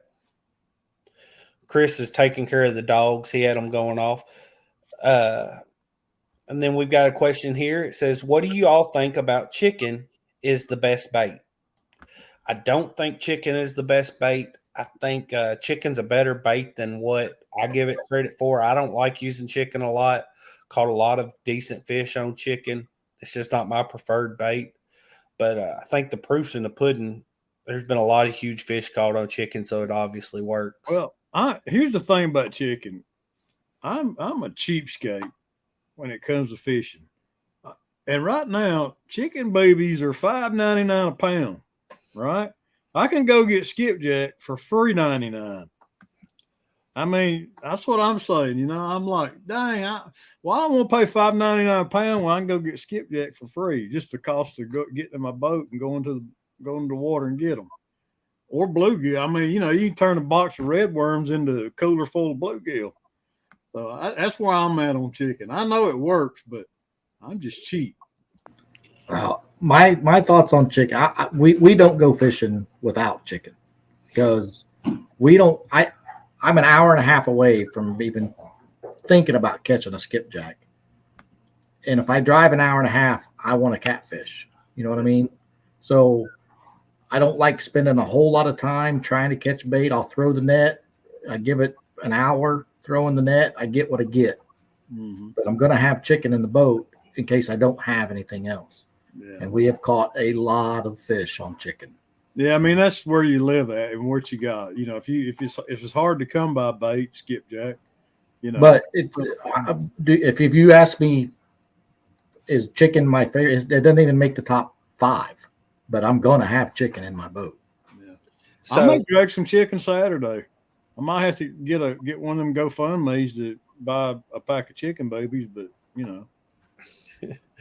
So, and I agree with Chris there. It's not favorite bait, but it's definitely a bait that works. And then also, like, the only natural bait we can really get in my lake is shad, gizzard shad, and then panfish. So during the winter, the bluegill get a lot harder to catch. So you're not going to go out and catch that, a bunch of those near as quick because they move off deep and it just takes a little longer to find them and catch them. Shad can also sometimes be hard. You got to find them up in the coves or something because when they're out deep, a lot of times they'll outrun the net before the net ever gets down to them. So I fish with predominantly frozen skipjack. We don't have skipjack local to us. You have to drive a couple hours to go catch them. And if I don't want to go buy them from somewhere because they're really expensive around here, chicken's a great alternative if I don't have anything else frozen in the freezer. Because I want to start fishing pretty much immediately when I get on the water. I like to already have my bait. And that's puts you at a disadvantage because obviously the fresher the bait, the better. But so chicken works good for that because you can go to the grocery store the night before. You don't have to worry about the bait shop being open if you're going out before the bait shop even is going to be open in the morning and things like that. So chicken's just really obtainable, and it's been proven to catch fish, but I don't think it's a top tier bait. And Greenwell brought up a good point for me anyway. I can get skipjack here. There's one bait shop I can buy it at, but that bait shop is an hour away, and they're $7 a piece. Yeah, same thing here. If you got to buy them, our local bait shops they're real proud of their skipjack.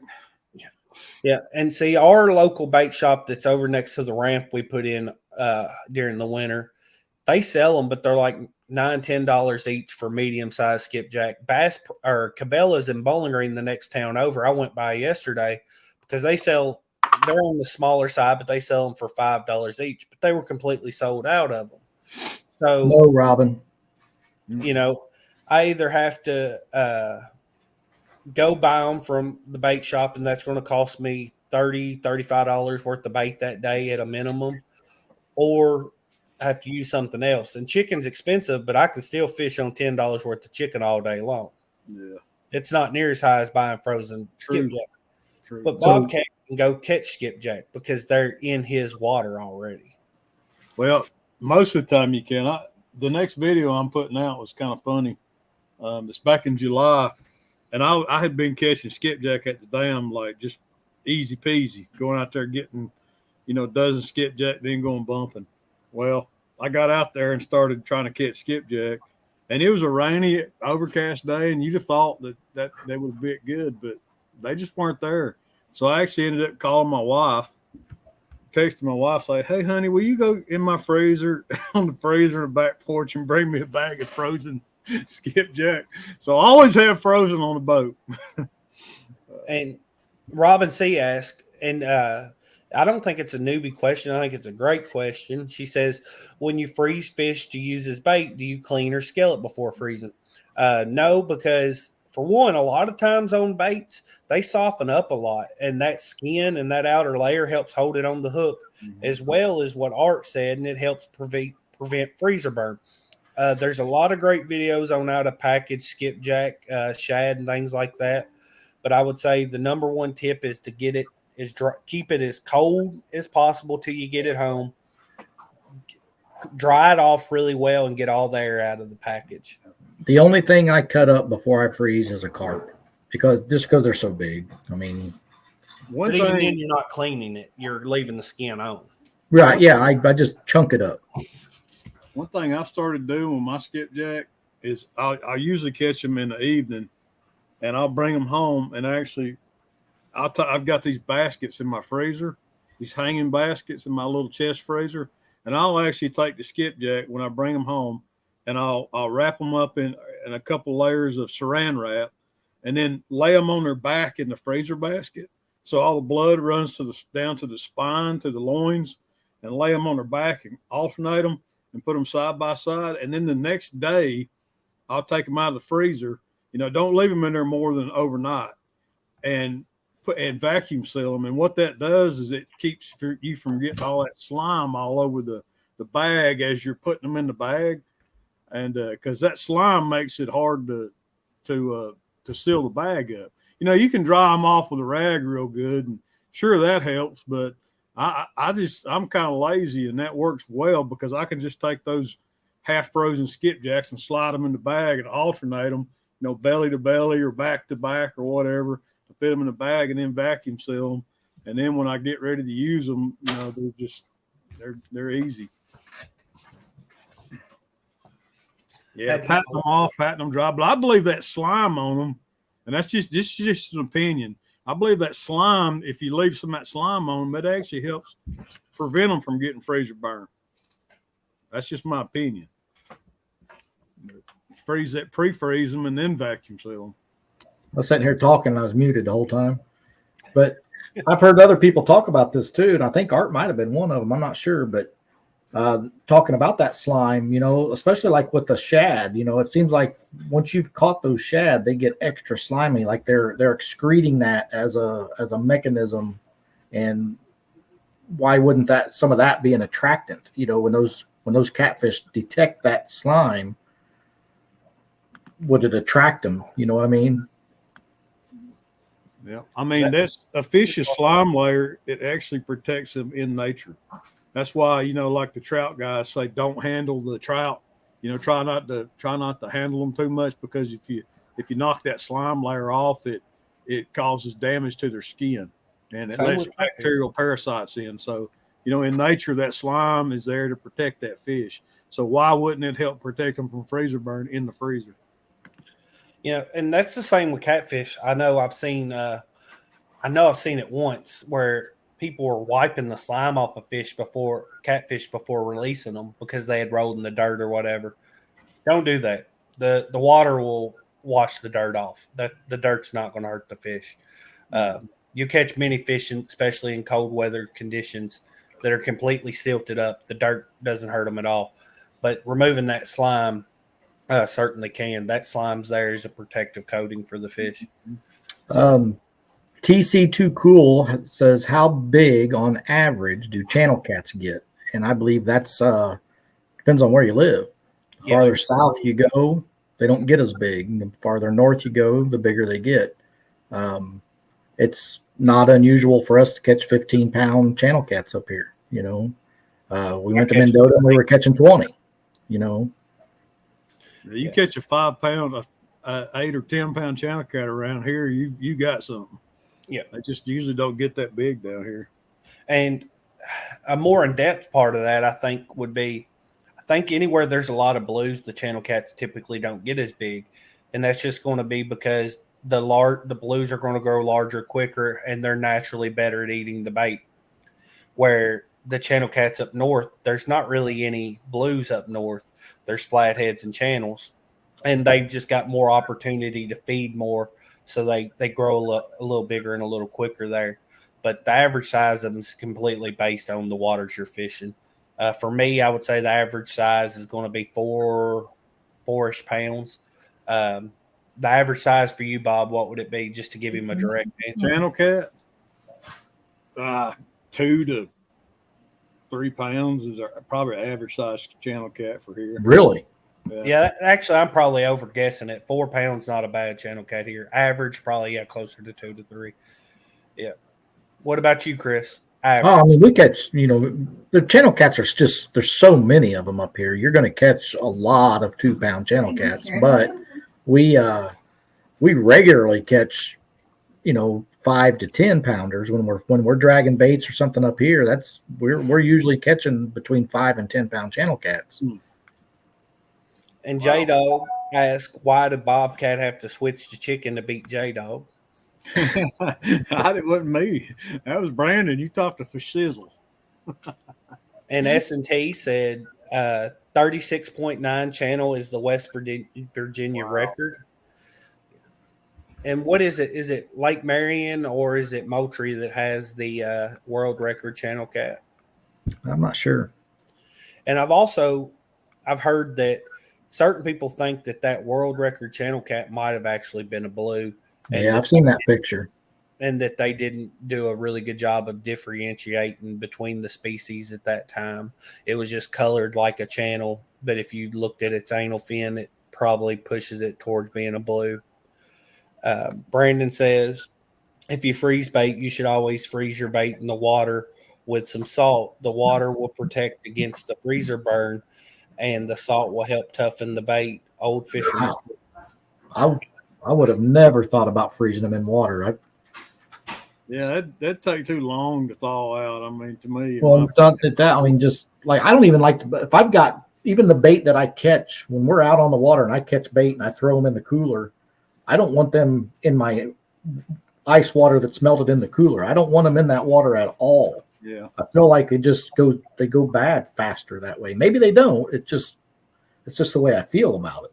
Yeah, I've heard that like if you let them sit in water, the bacteria in their stomach and their intestines and stuff will basically like start rotting the meat right away.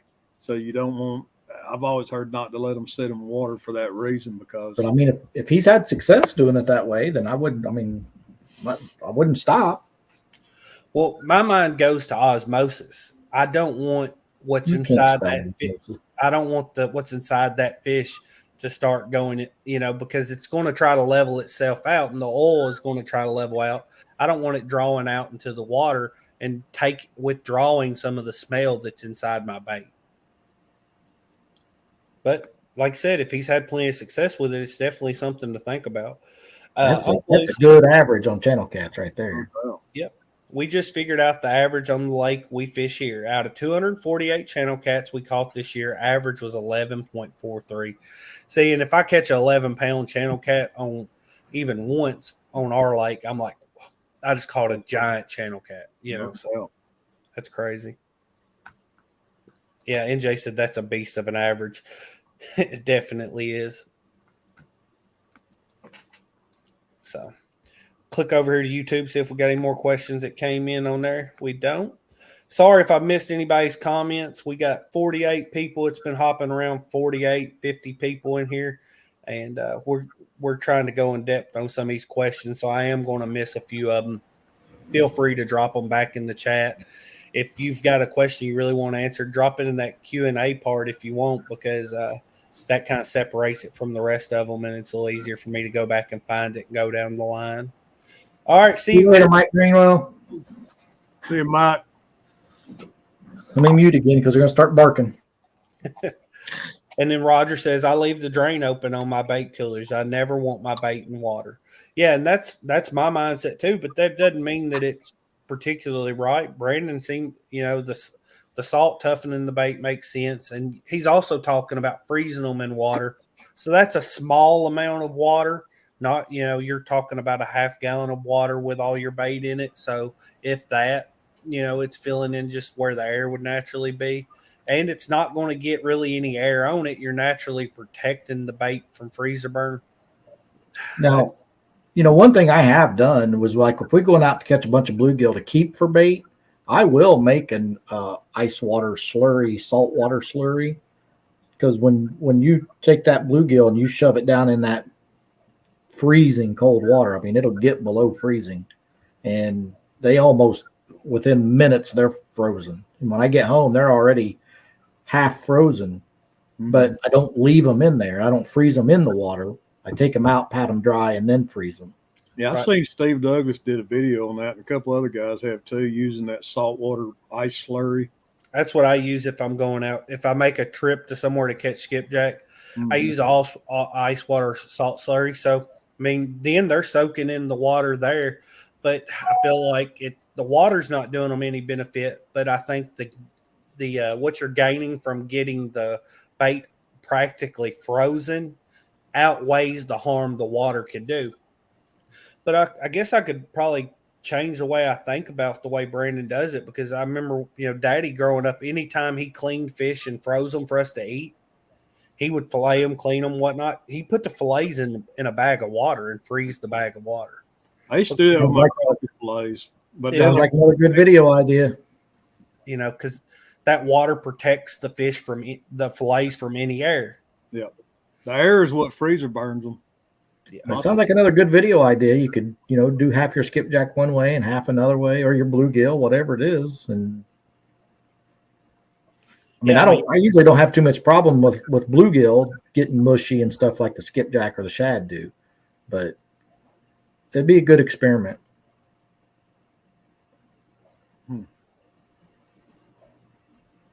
Yep.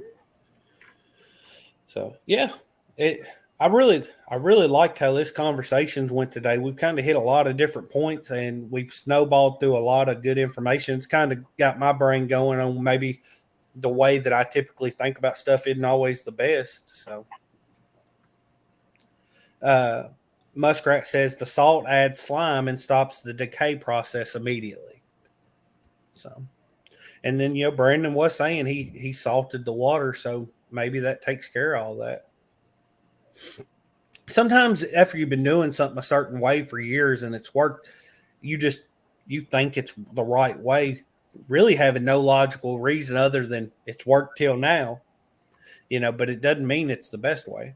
Well, Uncle Lou said they freeze the fish that they're going to eat in water, and it works well. So, why wouldn't it work for the bait?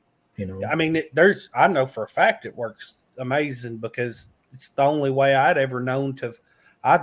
There's never been a fish I put up or that I seen Daddy put up to eat that was not frozen water.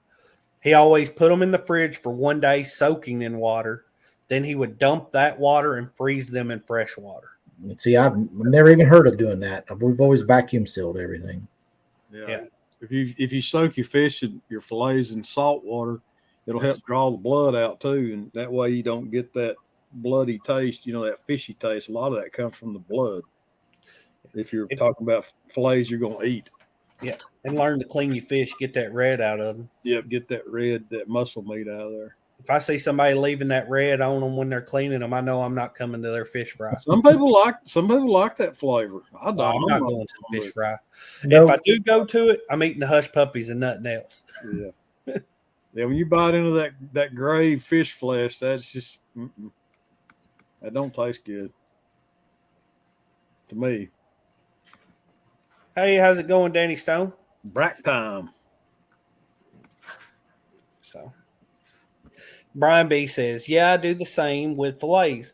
The water in the bag is as good as vacuum sealing. So, the only problem with that is it takes forever to thaw out a bag of frozen fillets in water. I started vacuum sealing my crappie fillets, and you lay them things out on the counter, and a couple hours later they're ready to drop in hot oil when you vacuum seal them. Yeah, and if they're frozen in water, you better know the day before. Yeah, you gotta let them thaw out a long time in the refrigerator, and then still I end up running some cold water over it to get some of the fillets apart. And ripping a fillet or two because you get impatient. Yeah. But That's why I started vacuum sealing versus freezing in water. They both work, but it just takes a whole lot less time to thaw them out when they're vacuum sealed. So Uncle Lou said cut the gill plates and let them bleed out in the live well helps too. And you know, I've seen a lot of people on YouTube bleed their crappie. I don't see a reason why, because I don't think there's any kind of bad taste to a crappie. I love the taste of crappie. It's my favorite fish to eat. Well, I think with the crappie and the bluegill, I don't think that's necessary. I think like with catfish or stuff like that, I think you might want to consider that, you know. But I've never had crappie, bluegill, and bass. That they're delicious. I mean,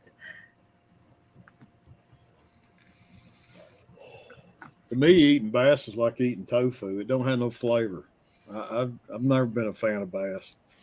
Crappie and bluegill just taste so much better. Shellcracker is kind of like right up there with crappie, in my opinion. They've got a sweet flavor to the meat.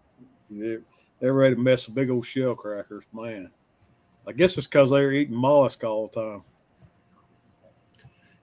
But when it comes down to it, any fish can taste good if it's cleaned well and fried up in a good dredge. Because if you know how to season a good dredge up, you can about fry cardboard and it tastes decent. Yeah. Zatarain, I always like the Louisiana the seasoned crispy fish fries, my favorite. So, also, if thawing vacuum sealed bait, poke a small hole in the bag to thaw slowly. The vacuum drags good out of them, thawing sealed tight. Yep. I always slip my bag open on the bait if I'm unthawing, like if I got frozen skipjack or bluegill or something, put a slit in that bag while you're letting it thaw out. That way, as it thaws, it doesn't pull all that moisture that's in the bait out because it's under vacuum. You know what I mean? I agree, Bug Man. My whole life, it's the only way I've known to do it. Not really been around anybody else other than my dad while they were processing fish to eat. So it's just the only way I knew. I actually thought that it was pretty much the only way to do it. I thought that was common practice amongst everybody. But, it just goes from it's the only way I've seen it done. Hey, Chris. Yeah, I'm not a bank fisherman, but I can tell you here on the Tennessee, these fish have been, and I learned this Saturday because I was fishing in the wrong place. I was fishing deep channel edges. These fish have been coming up on the shallows and the flats and feeding when the water warms up midday. So I would say a good idea for bait fishermen right now with water temperatures cooling is to wait and get out later and fish those shallow areas where fish are moving up, midday to feed. Right. That's just my opinion on it. When that water temperature is starting to rise and there's a reason it's going to draw up. That shallow water is going to get warmer quicker than the deep water. Yeah. Don't be afraid to throw one out in line with the bank. Throw your rods out deep where you want them, but keep at least one of them up shallow.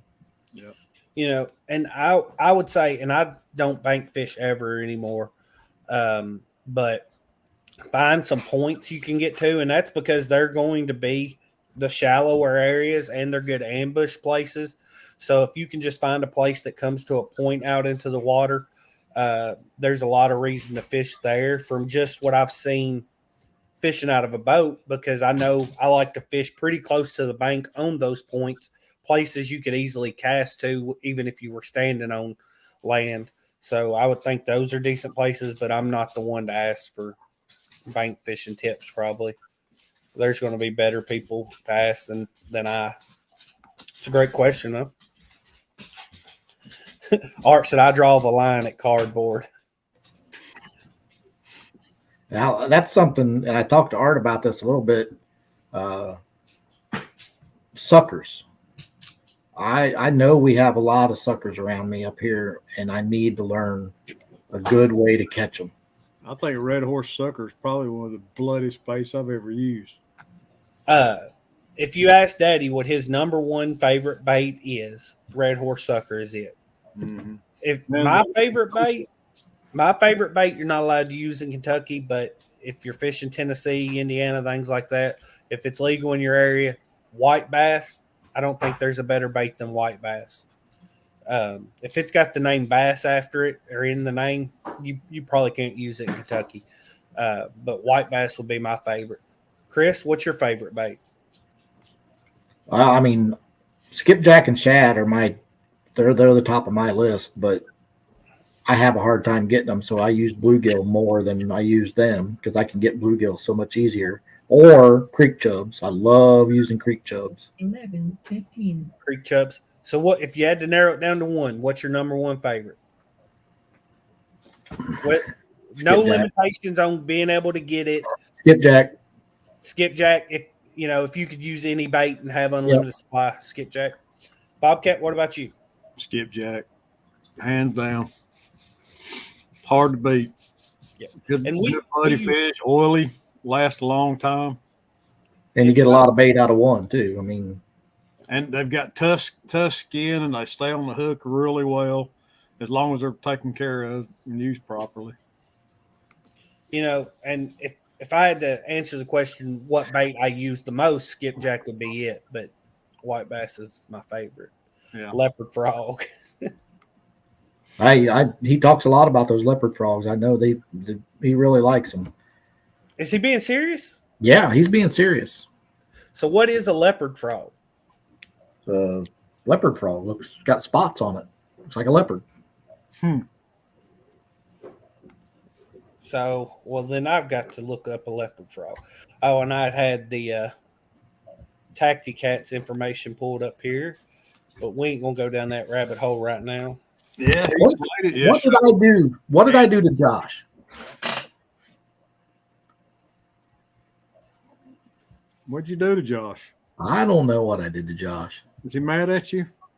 He called me Chris Boyardee.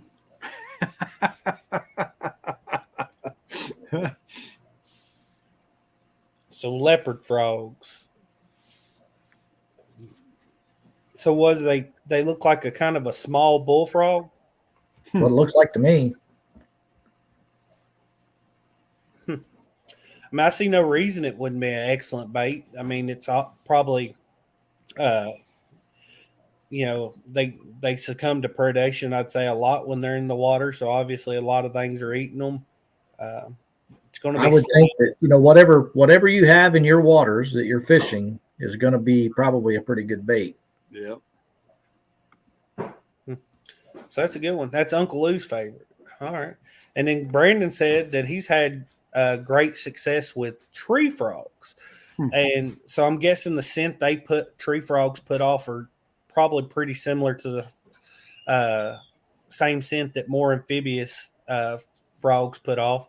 Well, I think you might be getting back into the reaction versus scent when you're talking about using, unless they're cutting those frogs up. I'm assuming they're using them whole, and I think it's.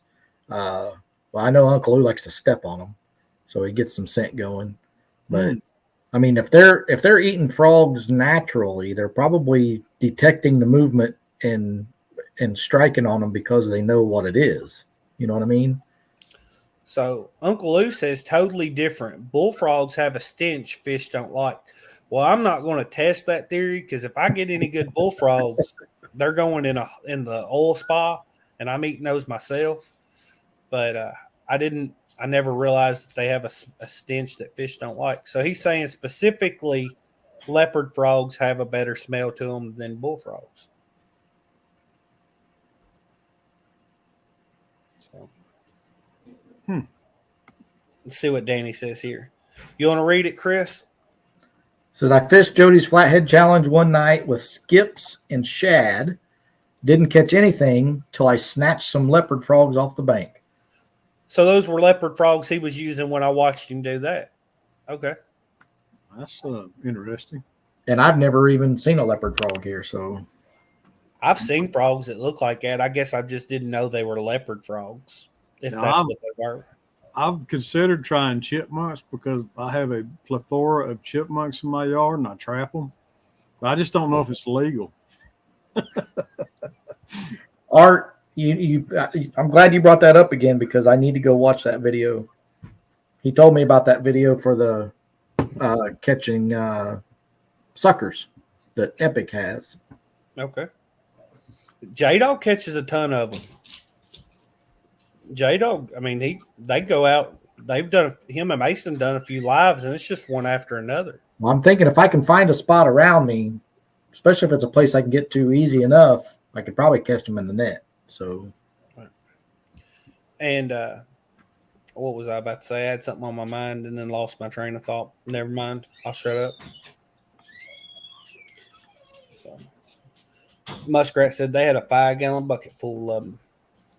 Nice. So, all right. Let me click back over here, see if we've got any more questions coming in. We do. I put one up earlier. He never read it out loud, though. I put one up earlier. He never read out. Is Chris and Bobcat willing to join in on a midget? Never mind. I got to start. Where did that come from? I ain't going to get it. These questions are anonymous. I didn't see that in chat.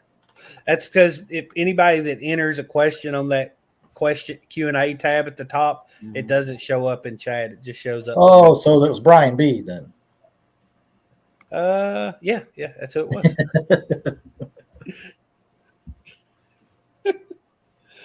Up until a couple years ago, we always had at a minimum of 6 dozen frogs at all times.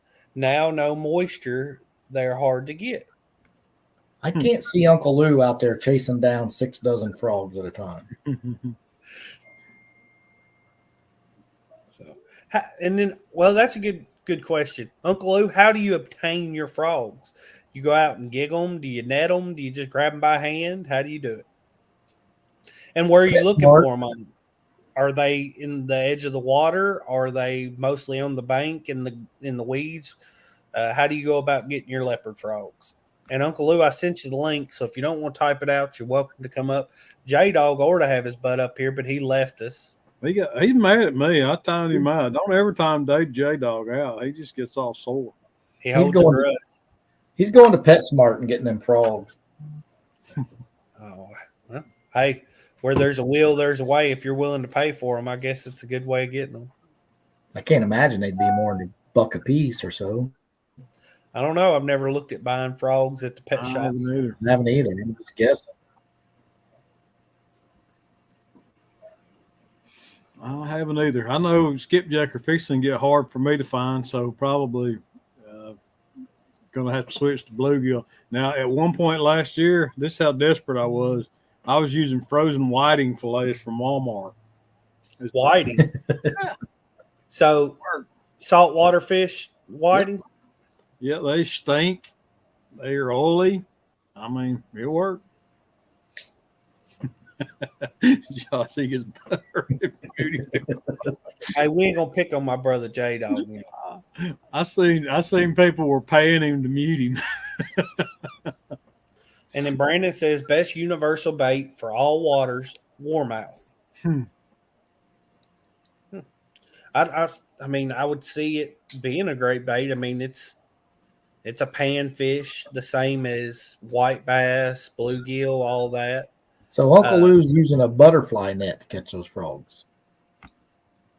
Hooks come up, and I'll show you. Long-handled fine mesh net and beat the pond and creek banks. $1 a piece, more like $3. So, maybe Brandon earlier said something about, the kind of the price of equipment and rigs and things like that. Are we kind of painting ourselves into a corner with that? I would say that's, like I said earlier, that's not really an issue, but I do think the cost of bait is dramatically going up. And to me, that's more of the issue, because once you have your equipment, you can take care of it, and as long as you don't lose it, it'll last you for a while. But the cost of bait each trip can be really high if you're going out and buying all your bait. I mean, skipjack have gotten outrageous. So, I know some places are selling them from like $12 each. I mean, that's the Weekend Angler says, for what it's worth, the baby chicks they sell at Rural King work really good as bait, and they're cheap. And I know he's being funny too, but when I was a kid growing up, my grandpa put up a birdhouse strictly for catfish bait. Really? When those baby birds hatched, it was time to go catfishing. Wow, that's pretty cool.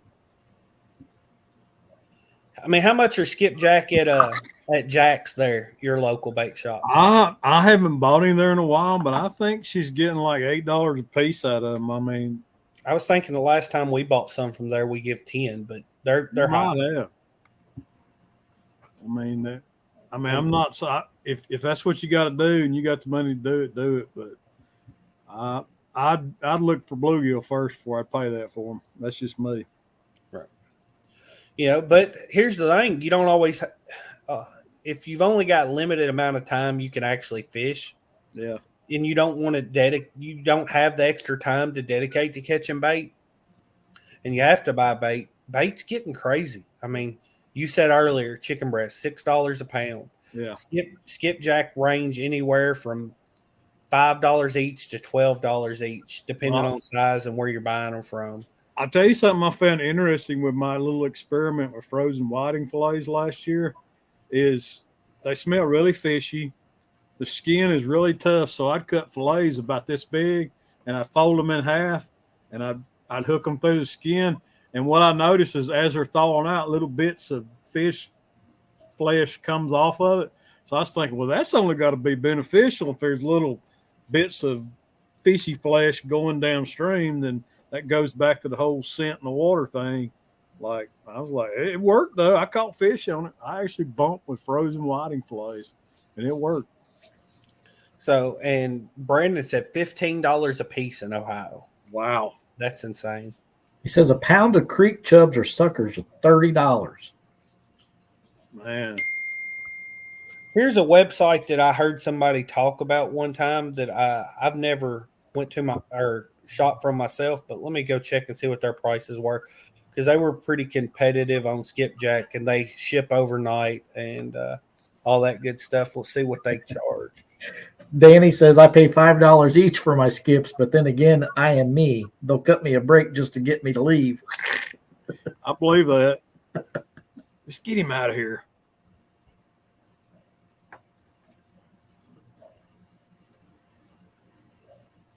So I think it might. Who was it? Yeah, I heard Steve that. Adams. Steve Adams, I think, is who I heard talking about shopping here. Yeah, you have to buy like in bulk to get the best prices on it, I believe.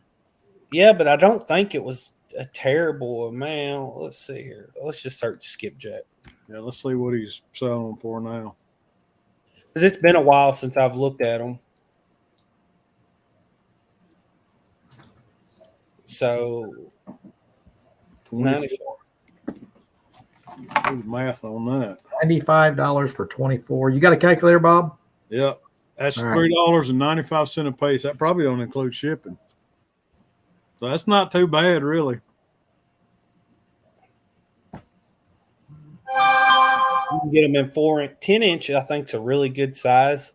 When you cut, like say 1 inch, 2 inch wide pieces, they still got a little bit of girth to them to where there's plenty of fish there on the hook, and get the size and shape you want. Let's see. It says free overnight shipping. Okay, that's right. Really? That's what it said. Free overnight shipping. That's a steal. Yeah, that's not a bad price. That's less than $4 a skip for a 10-inch skip. That's a steal. Where are they at? They're like in Oklahoma or something. Oklahoma's where I'm thinking. I mean, Yeah. I'll check, but that's where I looked into this one time, and then I've just never done it. But and of course, I'm sure you could go to Google and probably find some independent reviews from other people that shopped here. But I'm pretty sure it was Steve Adams, and he was really happy with how they look. And then this is 4 to 6 inch. So something you just snip the tail on and use as a single bait.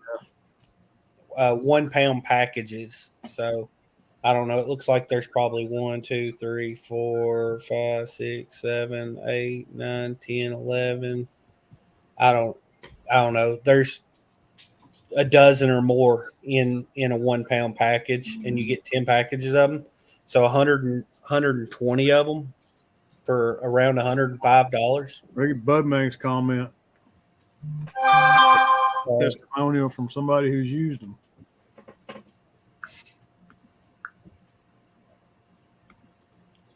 I ordered them. Worthless soft, would not stay on even heads. Okay. Huh. Yeah, if they're not treated properly or stored properly, or if you refreeze them, they definitely get soft. Now I'll use refrozen skipjack from time to time just to keep from wasting them. And when you do that, when you let them thaw out completely and you refreeze them and then use them again, they get soft and mushy. So that's not a good thing. So if they come packaged like this, these look like they've been packaged well. Yeah, they do look like. Want to be outdoors said go to an Asian market, you'll have bait for days. That's not true up here. I can't. The Asian markets up here, other than mullet, that's about it. That's all you're going to find here. Yeah, I met a gentleman down at the dam here last year who was catching skipjack, and he didn't look like a catfisherman. You know, he was dressed in had a nice dress on and stuff, and it just kept bothering me. I kept seeing him down there, and finally I asked him. I said, "Let me ask you something. You don't look like a catfisherman." I said, "What are you doing with these skipjack?" He goes, "Oh, we eat these. We love them." I said, "Really?" He said, "Yeah." I mean, he was an Asian guy, and he said in Atlanta that the fish market sell a similar fish for like $15 a piece. Wow. And he was from Atlanta, and he was buying them down there in a fish market in an Asian fish market in Atlanta, and paying $15 a piece for them for the same kind of. I don't think it was the same fish. I don't think it was skipjack, but it was something very similar to what they're used to eating. So. Yeah, that's what I heard too, Matt. But he was dressed nicely. Let's say that. Well, the Asian markets around here, there's a few of them in Bowling Green, and I went there and bought eel one time. That stuff was expensive as all get out. Yeah, they buying that stuff on the Potomac all the time. It was the ones that they had looked like they were half freezer burnt. I did buy a silky chicken from them, and I don't know if anybody knows what silky chickens are, but they don't have the collagen in their feathers, so they look like little cotton balls or something. But they're black meat and black skin. They have an extra toe. It's an Asian breed of chicken, and I was going to do a video because I thought it would be just kind of clickbaity-ish, will black chicken catch fish or whatever, and I end up never doing it. But I bought some bait there, and it was all very expensive. We're not central to anywhere that is going to have this stuff readily available, so they're shipping it in, which I'm sure elevates the price. But it wasn't in good condition, and it wasn't cheap. Yeah, I got them, Uncle Lou. I'm gonna show them right now. Nope, that's not the wrong one. This is the net that Uncle Lou uses for his frogs. I've seen people use those for bullfrogs. I got to go get my UPS off the truck. All right, buddy. So,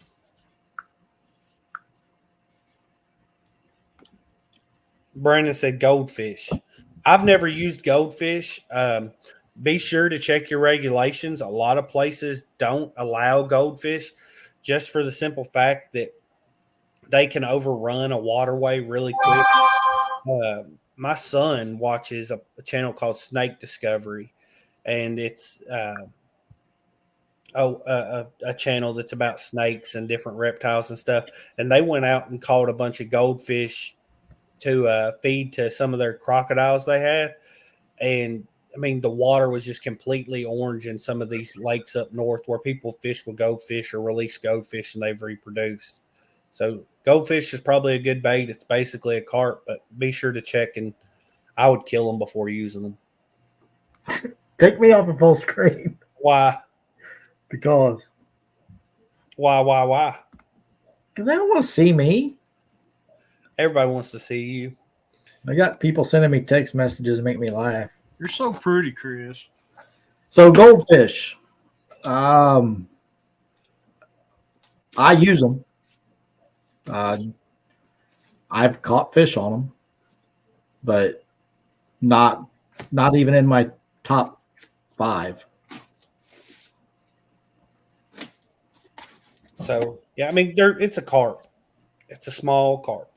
So here's the thing up here. If you read our regulations, it tells me that I can use live goldfish, but I cannot use live carp. That's weird. Yeah, that's odd. I think it's, I like that. This is what all the kids that competed in the Rogers kids tournament is going to get. Ain't that sharp? Hey, those are sick. That guy right there, he's a handsome fella. I'm fixing to put these on my website too this winter. Now that I'm starting to slow down a little bit for sale. But this is going out to Roger for all the kids that competed in the. I like it a lot.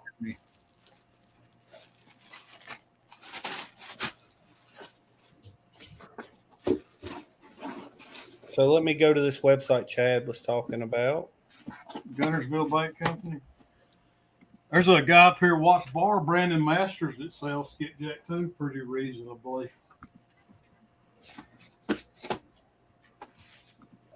Check out Watts Bar Bait Company on Facebook too. Michael Murillo said you better bring a big pile of those to CatCon. I probably will. Let's see here. How do you get to their pricing?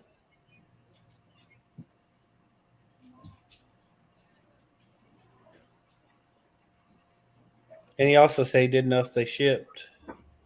Go back up to the top, you non-Facebook user. What do you do? Go to the well, More? maybe they would have a. I don't know. You may have to call them. About? Sometimes they'll have a page, where they'll have product info or something, but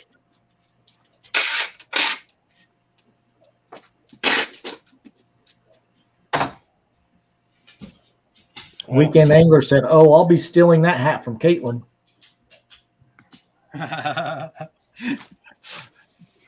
Maybe she'll let you wear it, Josh.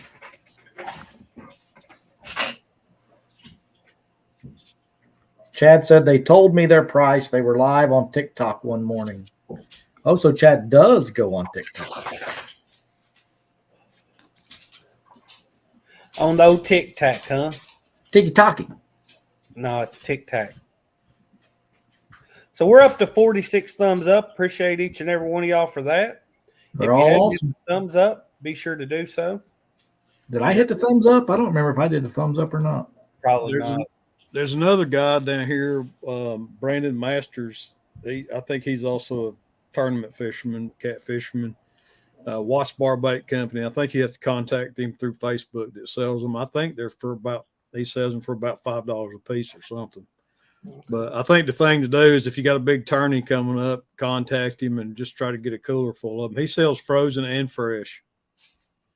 And he's local to Nickajack, the Chattanooga area. Watts Bar, the Dayton, Spring City, Rockwood area up in there. So there's something I would like to say about these frozen versus fresh skipjack, because there may be some people in chat that have never used skipjack or had the opportunity to get fresh. I want to tell you something. There is a world of difference.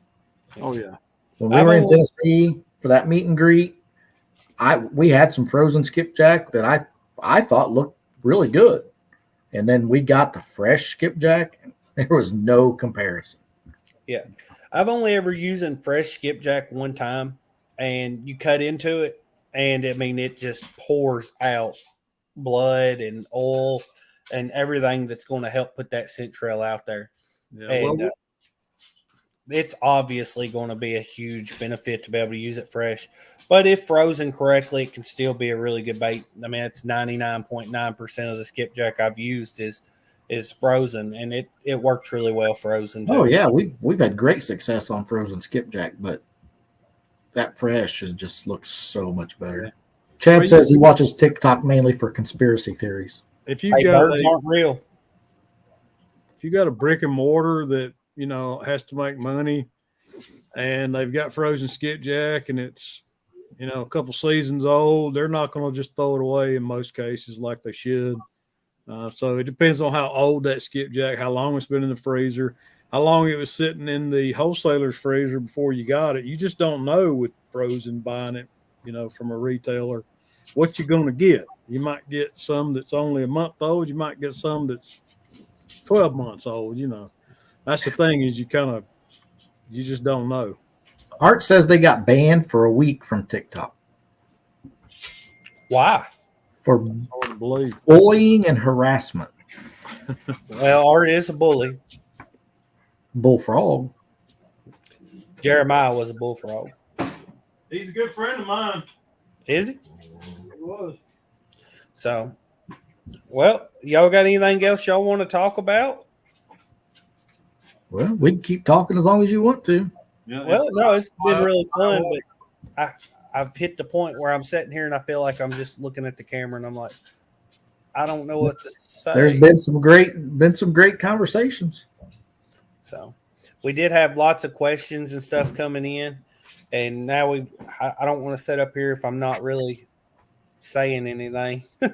I feel like I'm just running the live. Just your face is ruining it. That's all. Well, Tim, Oh, he must have that camera about 8 inches off the ground for it not to get his face in it. Shut up. Well, Tim King showed me and went up expecting No. him. He came running up acting like a Karen from the neighborhood and was saying we can't be there, and he really freaked me out. that's what got him banned. Oh, he said, so I said I was about to whoop his tail, and the next thing you know, I was banned. What violence? I thought y'all fished with Tim King some. They do. I He thought- was joking. So you get banned for that, but some of this stuff I see on TikTok, and you get banned for that. Yeah, really. Well, we got a. I'll see if I can find it. 1 second here. I'll see if I can find it. We got a strike from Tic Tac one time for a video, and I'll see if I can find it because it's also on our YouTube. Tiki Taki.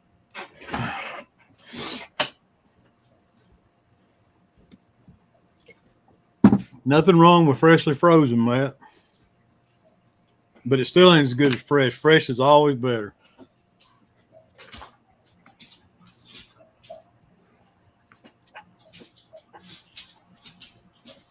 Fresh or better. Yep. But like I said earlier, I was talking about earlier, it's like if I get cocky and just know I'm going to go catch skipjack and not take any frozen with me, I won't catch a single skipjack. So I always take at least, 2 or 3 frozen ones with me if I want to fish. So we got a strike for, well, there we go. This right here. Cannon, wow. Cannon, he was dragging out his first deer he ever killed. So And you got a TikTok strike for that? yep. Which Wow. I don't know if those dissolve themselves after a certain amount of time or anything. But yep, that little video there got us a Tic Tac strike. That's crazy. Chad says, no different than Facebook. I got a warning because I told someone I was going to kick their butt in a fishing tourney. So it's those words. It's the key words. It's Right. not a person doing it. It's the algorithm picking up those words, and it doesn't know the difference. Well, I don't even know if it's just those words. I think you've upset somebody and they just report you and they don't check in on it. There's like, okay, it's automatically true, because obviously for as many reports as they get, there can't be a person there actually verifying it. So Right. if you get reported, you're probably just gonna, and then it might even have a computer algorithm that says, yes, okay, they got reported and we do have the words kicking butt side by side. So it's automatic strike. Did I ever tell you about the time I got a video taken down by YouTube because I was sticking my hand down the catfish's throat trying to burp it? They Really? pulled it off, and I contested it. I said, dude, I was saving that fish's life. And I told them that. I explained what I was doing, and they put the video back up. So that little short I put out the other day where you're holding the catfish up and letting it talk, as soon as I put that up and clicked on the monetize button, it said, no, can't monetize it. Wow. Really? And it didn't give me a reason, but I clicked on the whatever it was to dispute it and said that it meets the community guidelines. And as soon as I submitted it, it monetized it. That's weird. Yeah. Art, to answer your question about losing weight, yes, I've lost 62 pounds since January. He only needs to lose about another 150 and he'll be below obese. Yeah, I started doing crack. His beard used to be brown, but it's all that dust in it. This is what it is. Yeah, Art's right. The underage girls can be shaking their stuff inappropriately, and it's okay. Yeah, I don't know if I even want to go down that rabbit hole. And Tic Tac can be entertaining. I watch it from time to time. And when I do watch it, I notice that I sit there way longer than I intended to scrolling through the stuff. So, and that's no fault of it. It's supposed to be, capture your attention. They're doing their job there. Yeah, my wife and kids are like this constantly. The stuff it promotes, I'm not a huge fan of. The terms of use, all that. There's that's a conversation that's way off topic. Yeah, they're all tracking you. I mean, they're all tracking you. But certain ones more than others, but it is what it is. It's not even a conversation that's worth having, I don't think, because we can all know this, and we're still going to use certain stuff to the same point because it's fun to use. Matt says nowadays you have to be so sensitive. It's like trying to let out a fart during church. Very carefully. Oh, yeah. Josh is right too. Yeah, I mean, the conversations that people have online, they would never have face to face, and it doesn't even have to be out of fear. But it's when you're talking to somebody face to face, you just have more respect for each other. And whenever you're having a conversation online, whether it be in one of these chats, a post in the comment section, whatever it may be, it dehumanizes the person on the other end of the conversation. So we lose a lot of that respect, and I think that's a terrible thing because there's a lot of people that 90% of the human contact they have comes through a comment section or through a YouTube chat or a TikTok live chat, any of that. So they get so used to not looking at the person they're talking to as another human. Yeah. And here's the thing about that video you said got removed from TikTok or whatever. People don't want to know where their food comes from. Right. Like somebody mentioned it, like you can't dispatch an animal that you hunted and you killed or whatever, or fish. You can't dispatch it on social media without getting it removed, flagged, tagged, whatever. People just don't want to know where their food comes from or how it was. There's nothing ethical about keeping an animal in a cage its entire life and then, hitting it in the head with a ball peen hammer and sending it to the grocery store or whatever. So people just don't want to know where their food comes from. But if you go out and hunt an animal or kill an animal or a fish that's, lived its entire life in the woods or in the water and was free and you actually show how it was done and everything, people get bent on it. And that makes me so mad. Yeah. I mean, we can go down this rabbit hole, but I completely agree because, well, even if you take it aside from hunting, grain-fed beef, I much rather have grain-fed beef than I would grass-fed beef.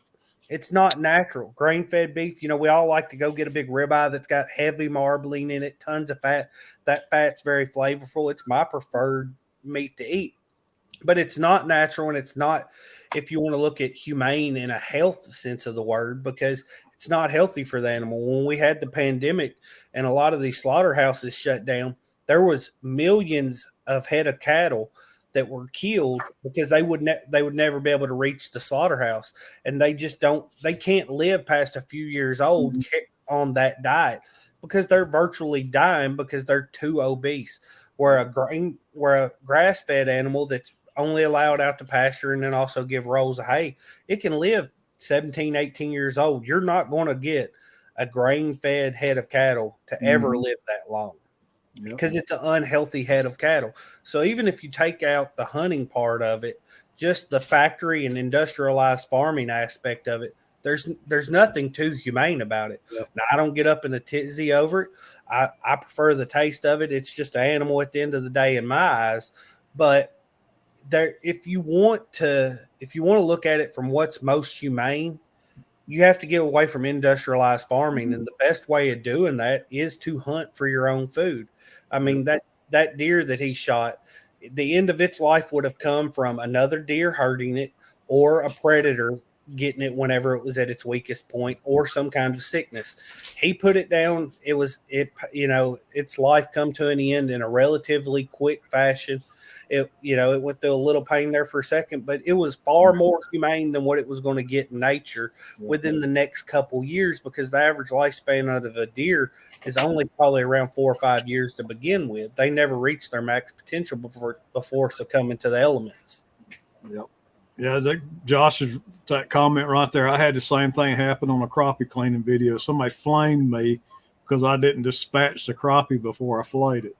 Yeah, I don't either. Of course, that report got removed, or that comment got removed by me, because it's my video, it's my fish, and I'll clean it however I want to. You tell them. But we're all going to have different thoughts on it. Obviously, to 99% of the people in this chat at this time, we all know that hunting and fishing and Leroy and obtaining your food that way is far more humane than any kind of industrial farming. But you don't see the downside. You witness it when we're putting these videos on YouTube. They can out of sight, out of mind the other stuff. Yep. So I'd much rather eat something I harvested myself. I mean, but that's not always practical. And I've got lots of friends around here that deer hunt. I don't deer hunt because I just don't have time. But if they offer me a deer, I'll pay for the processing. And I mean, absolutely, I love eating deer. I wish I had time to hunt. I think I'm going to go, and I'm sure he'll do a video. And I think after Thanksgiving, I'm going to go down to Daryl's place in Georgia and go hunting. And I've never killed a deer myself. I hunted with my dad when I was a kid, and I never harvested a deer myself. He harvested deer, my Uncle Roy, but so I'm excited to kill my first deer after Thanksgiving. Fishing used to be something I did in between hunting. Mm-hmm. I was all about hunting until I broke my leg, and it just made it so hard to get out there. And now that I've gotten into the fishing, I don't want to go hunting. Yeah. I'd much rather fish than hunt myself. I grew up hunting a lot, way more than I ever did fishing. But we did everything for subsistence. So if it was like you go fill the freezer up, and then when that was out, it was time to go fishing again. Now I fish for fun. So I try to put everything back in the water myself. I don't have a problem with people eating fish, but the reason I'm doing it's completely different. But yeah, I've gotten away from hunting myself. My son Cannon loves to do it. Daddy takes him. Daddy still enjoys hunting. He goes himself, but I never go.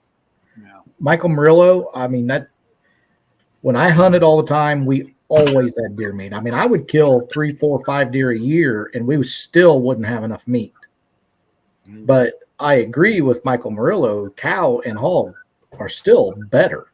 Well, you wrap your deer in hog, and that makes it even better. And I'm not. Maybe it's probably because I grew up eating so much of it. I'd much rather have beef or pork myself. I'm not a huge fan of deer. I don't think it tastes bad in any way, but I think a lot of that has to do with. I grew up on a cattle farm. Daddy got one head of cat or one calf a year, or one heifer a year, whatever, slaughtered, and that was only beef we got that year. Any other meat we eat come from him hunting or fishing. So we eat a huge amount of game meat, and I probably burn out on it to an extent, and I don't even like eating it that much. Yeah, a big part of the deer when I get it, I get burger made out of it, but I also take a lot of the ham and stuff and I slice it up and make jerky out of it that I eat on all winter long. So you have a constant source of protein, and deer jerky is awesome. Yeah, and we would always keep a roast, and we always kept the back straps and the inside loins. We always kept those for our steaks and stuff like that. Everything else in the deer, we ground into burger. That just keeps us from buying hamburger all year long. Yeah. So summer sausage is my favorite way to process a deer. I've tried making it at home. Daddy's tried making it at home. I don't care for the stuff he makes. I think the stuff I make's awful. The Amish places have gotten that make it around here. They do a really good job. It tastes amazing. But You take your deer to them and they just dump it in a bucket, weigh it, and then dump it in a bucket, and you're not even getting your deer back. And I don't like that. And the price of it's kind of gotten out of hand. So I don't get a lot of it anymore. Let me ask you this. Do you like that summer sausage? Have you ever fried your summer sausage? I take it, slice it, throw it in the microwave, let the cheese get melted in it, let the edges get a little bit chewy, throw it on a cracker. It is delicious. Yeah, try it. Throw it in a skillet, brown it. All right. I'm sure it's amazing. And far as what to keep off the deer now, we keep everything. And I was really proud of my son Cannon last year when he got harvested his first deer. He made sure that Daddy cut the heart out for him and kept the liver when field dressing it. That's good. I'd never eaten deer heart. And I don't know that I'd ever eaten deer liver. I'd eat a lot of other kinds of liver, but I don't think I'd ever eaten deer liver. And he made sure that we kept the heart and the liver because he realized that he wanted to keep everything from that deer. Mm-hmm. And, you know, at 7, 8 years old to have that mindset, I was really proud of him. And I can tell you this, I was worried about the heart tasting a little funny. The heart is amazing. Mm-hmm. I really enjoyed the heart. I wasn't a big fan of the liver. The heart, though, was great.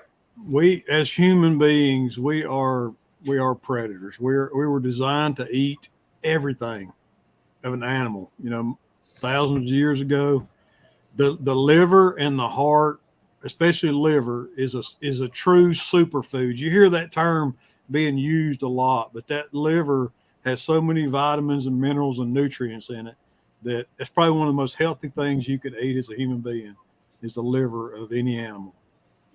It's the most nutrient dense of all the part of the animal you could eat.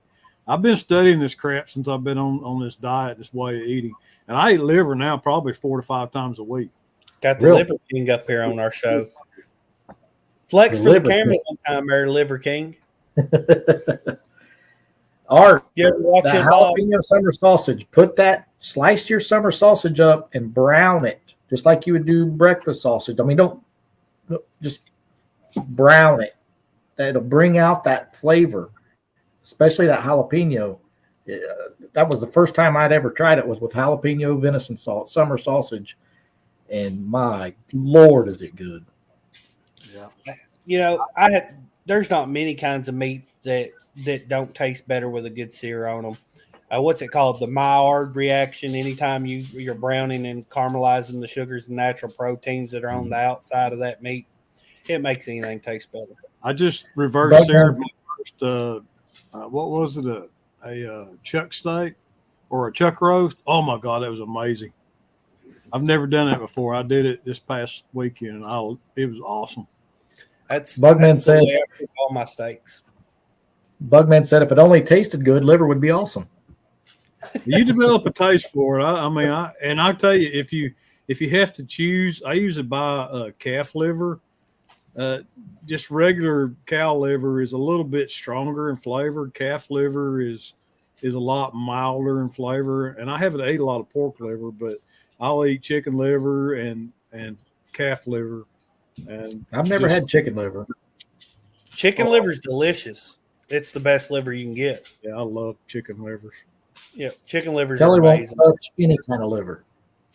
Yeah. Chicken livers are great. I actually think chicken gizzards taste a little better, but I prefer the texture of a chicken liver, so I'll take chicken livers over the gizzards. So I like the gizzards. I've had gizzards, but I've never had the liver. Liver is one of those things, if you overcook it, it gets stronger and more pungent in flavor. You don't want to overcook liver. You want it to be sort of pink in the middle. And it gets rubbery. Yeah, gritty. Yeah. So just don't overcook your liver. And I just keep it simple with salt and pepper. And then I actually take a little bit of because I'm not eating flour, I use almond flour and Parmesan cheese, and I'll mix it in a shaker. And I take my liver slices, and then I'll salt and pepper both sides of the liver fillet, and I'll sprinkle it with Parmesan cheese and almond flour. Not, don't coat it, but just sprinkle it, and then put it in a non-stick skillet and just brown it on both sides. And it's amazing. So good. You said something about reverse searing that roast the other day. Reverse searing, is the only way I cook a steak anymore. I'll take the pellet grill, put it on its lowest setting, bring my meat up to, depending on how thick and big a piece of meat is, whether it's bone in or not. I do cowboy ribeyes like this a lot, so they take a little longer, around 2 hours. Let it smoke till it gets up to 120. Mm-hmm. Fire up my flat top, get it as scalding hot as I can. Sear it on each side. Mm-hmm. Let it in somewhere around 130, and that's that good medium rare. Oh my gosh! Hey, do it with a chuck roast, and then slice that sucker diagonally. Oh, it's amazing. Chuck roast, big fatty chuck roast. You buy at the grocery store, about that thick, and just big old, man, it's awesome. Takes a little longer than a steak, but it's amazing. I'll have to try it, but heck, chuck roast is getting as expensive as steak is. It's really a cheaper cut of meat, but if you reverse sear it, it's amazing. Well, it used to be a cheaper cut of meat. Around here, a chuck roast will cost you $7-8 a pound. Yeah, it's getting low with everything. I can get ribeye for $12 a pound. It's like, Yeah, I think I paid like $7.99 a pound for that chuck roast I just bought, which is still high for a chuck roast. Used to be $3 a pound for it. Pretty much was like your standard regular price for it. $2.99 a pound. Fix a nice roast, carrot and potatoes. You couldn't beat it. Now it costs you as much as a steak dinner. I know it. It's nuts. I'm befriending people that own cattle. They're not. I just sold the boys' calves, and trust me, it's not the people that are raising them that are making any extra. Mm-hmm. So it is what it is. I mean, and that's the same way with like lumber prices. You talk to the guys that are selling their timber, and they're not making any extra money really. It's actually not even keeping up with inflation. If you look back to what, say go back to 2000, they're actually making less if you're accounting for inflation. It's all the middlemen that's making a lot more. Yeah. It is what it is though. And I'm not feeling good about the prices of meat if the Mississippi doesn't get some rain here soon. Oh yeah. All your grain is getting coming down on those barges. I mean, we're all getting this. Somebody said it earlier in chat. We're all going to have to kill our food here before too long. Yeah. So it's the cost of living's going up. It's very true. So, well, my wife, she's over here. She's texting me 3 different restaurants. I guess wanting me to pick one. So I had said something to her earlier, wanting to go to Chinese. I don't know if any of y'all ever go Chinese, and they've got those little coffee mousse cakes. They are my absolute favorite. And I wanted to go there, even though I don't need to eat any sugar. I wanted to go there, but they're closed on Mondays. But I lucked up. 2 days from now is my birthday, and I told my mom, I said, you got to look up how to make the Chinese buffet coffee cakes and make me a whole one for myself. And she said she'd do it. So, well, happy birthday, Cody. Oh, not yet. It's close enough. I'm back. Want me to pay my bills? 2 more days. So, but I appreciate all y'all coming in and hanging out. Thank you to everybody that hit the thumbs up. Huge shout out to Jaydog's Gone Fishing for coming up here with me. Thank you, Chris. Thank you, Bob. Y'all made this, I think, one of my favorite lives that we've actually had on this channel. I feel like there was a lot of good information that went out, a lot of good conversation that snowballed into different topics. So it was fun. I had a good time. Thought it was a good live. Me too. Even though you didn't read my question, I was like, why is your head so big? It is big, and heck, neck's getting fat, getting where you can't even see it, but it is what it is, You didn't read my question about Jaydog's rod either. Shut up. Oh, right. And we always say on this channel, it's God, family, and the great outdoors. God bless. See you later.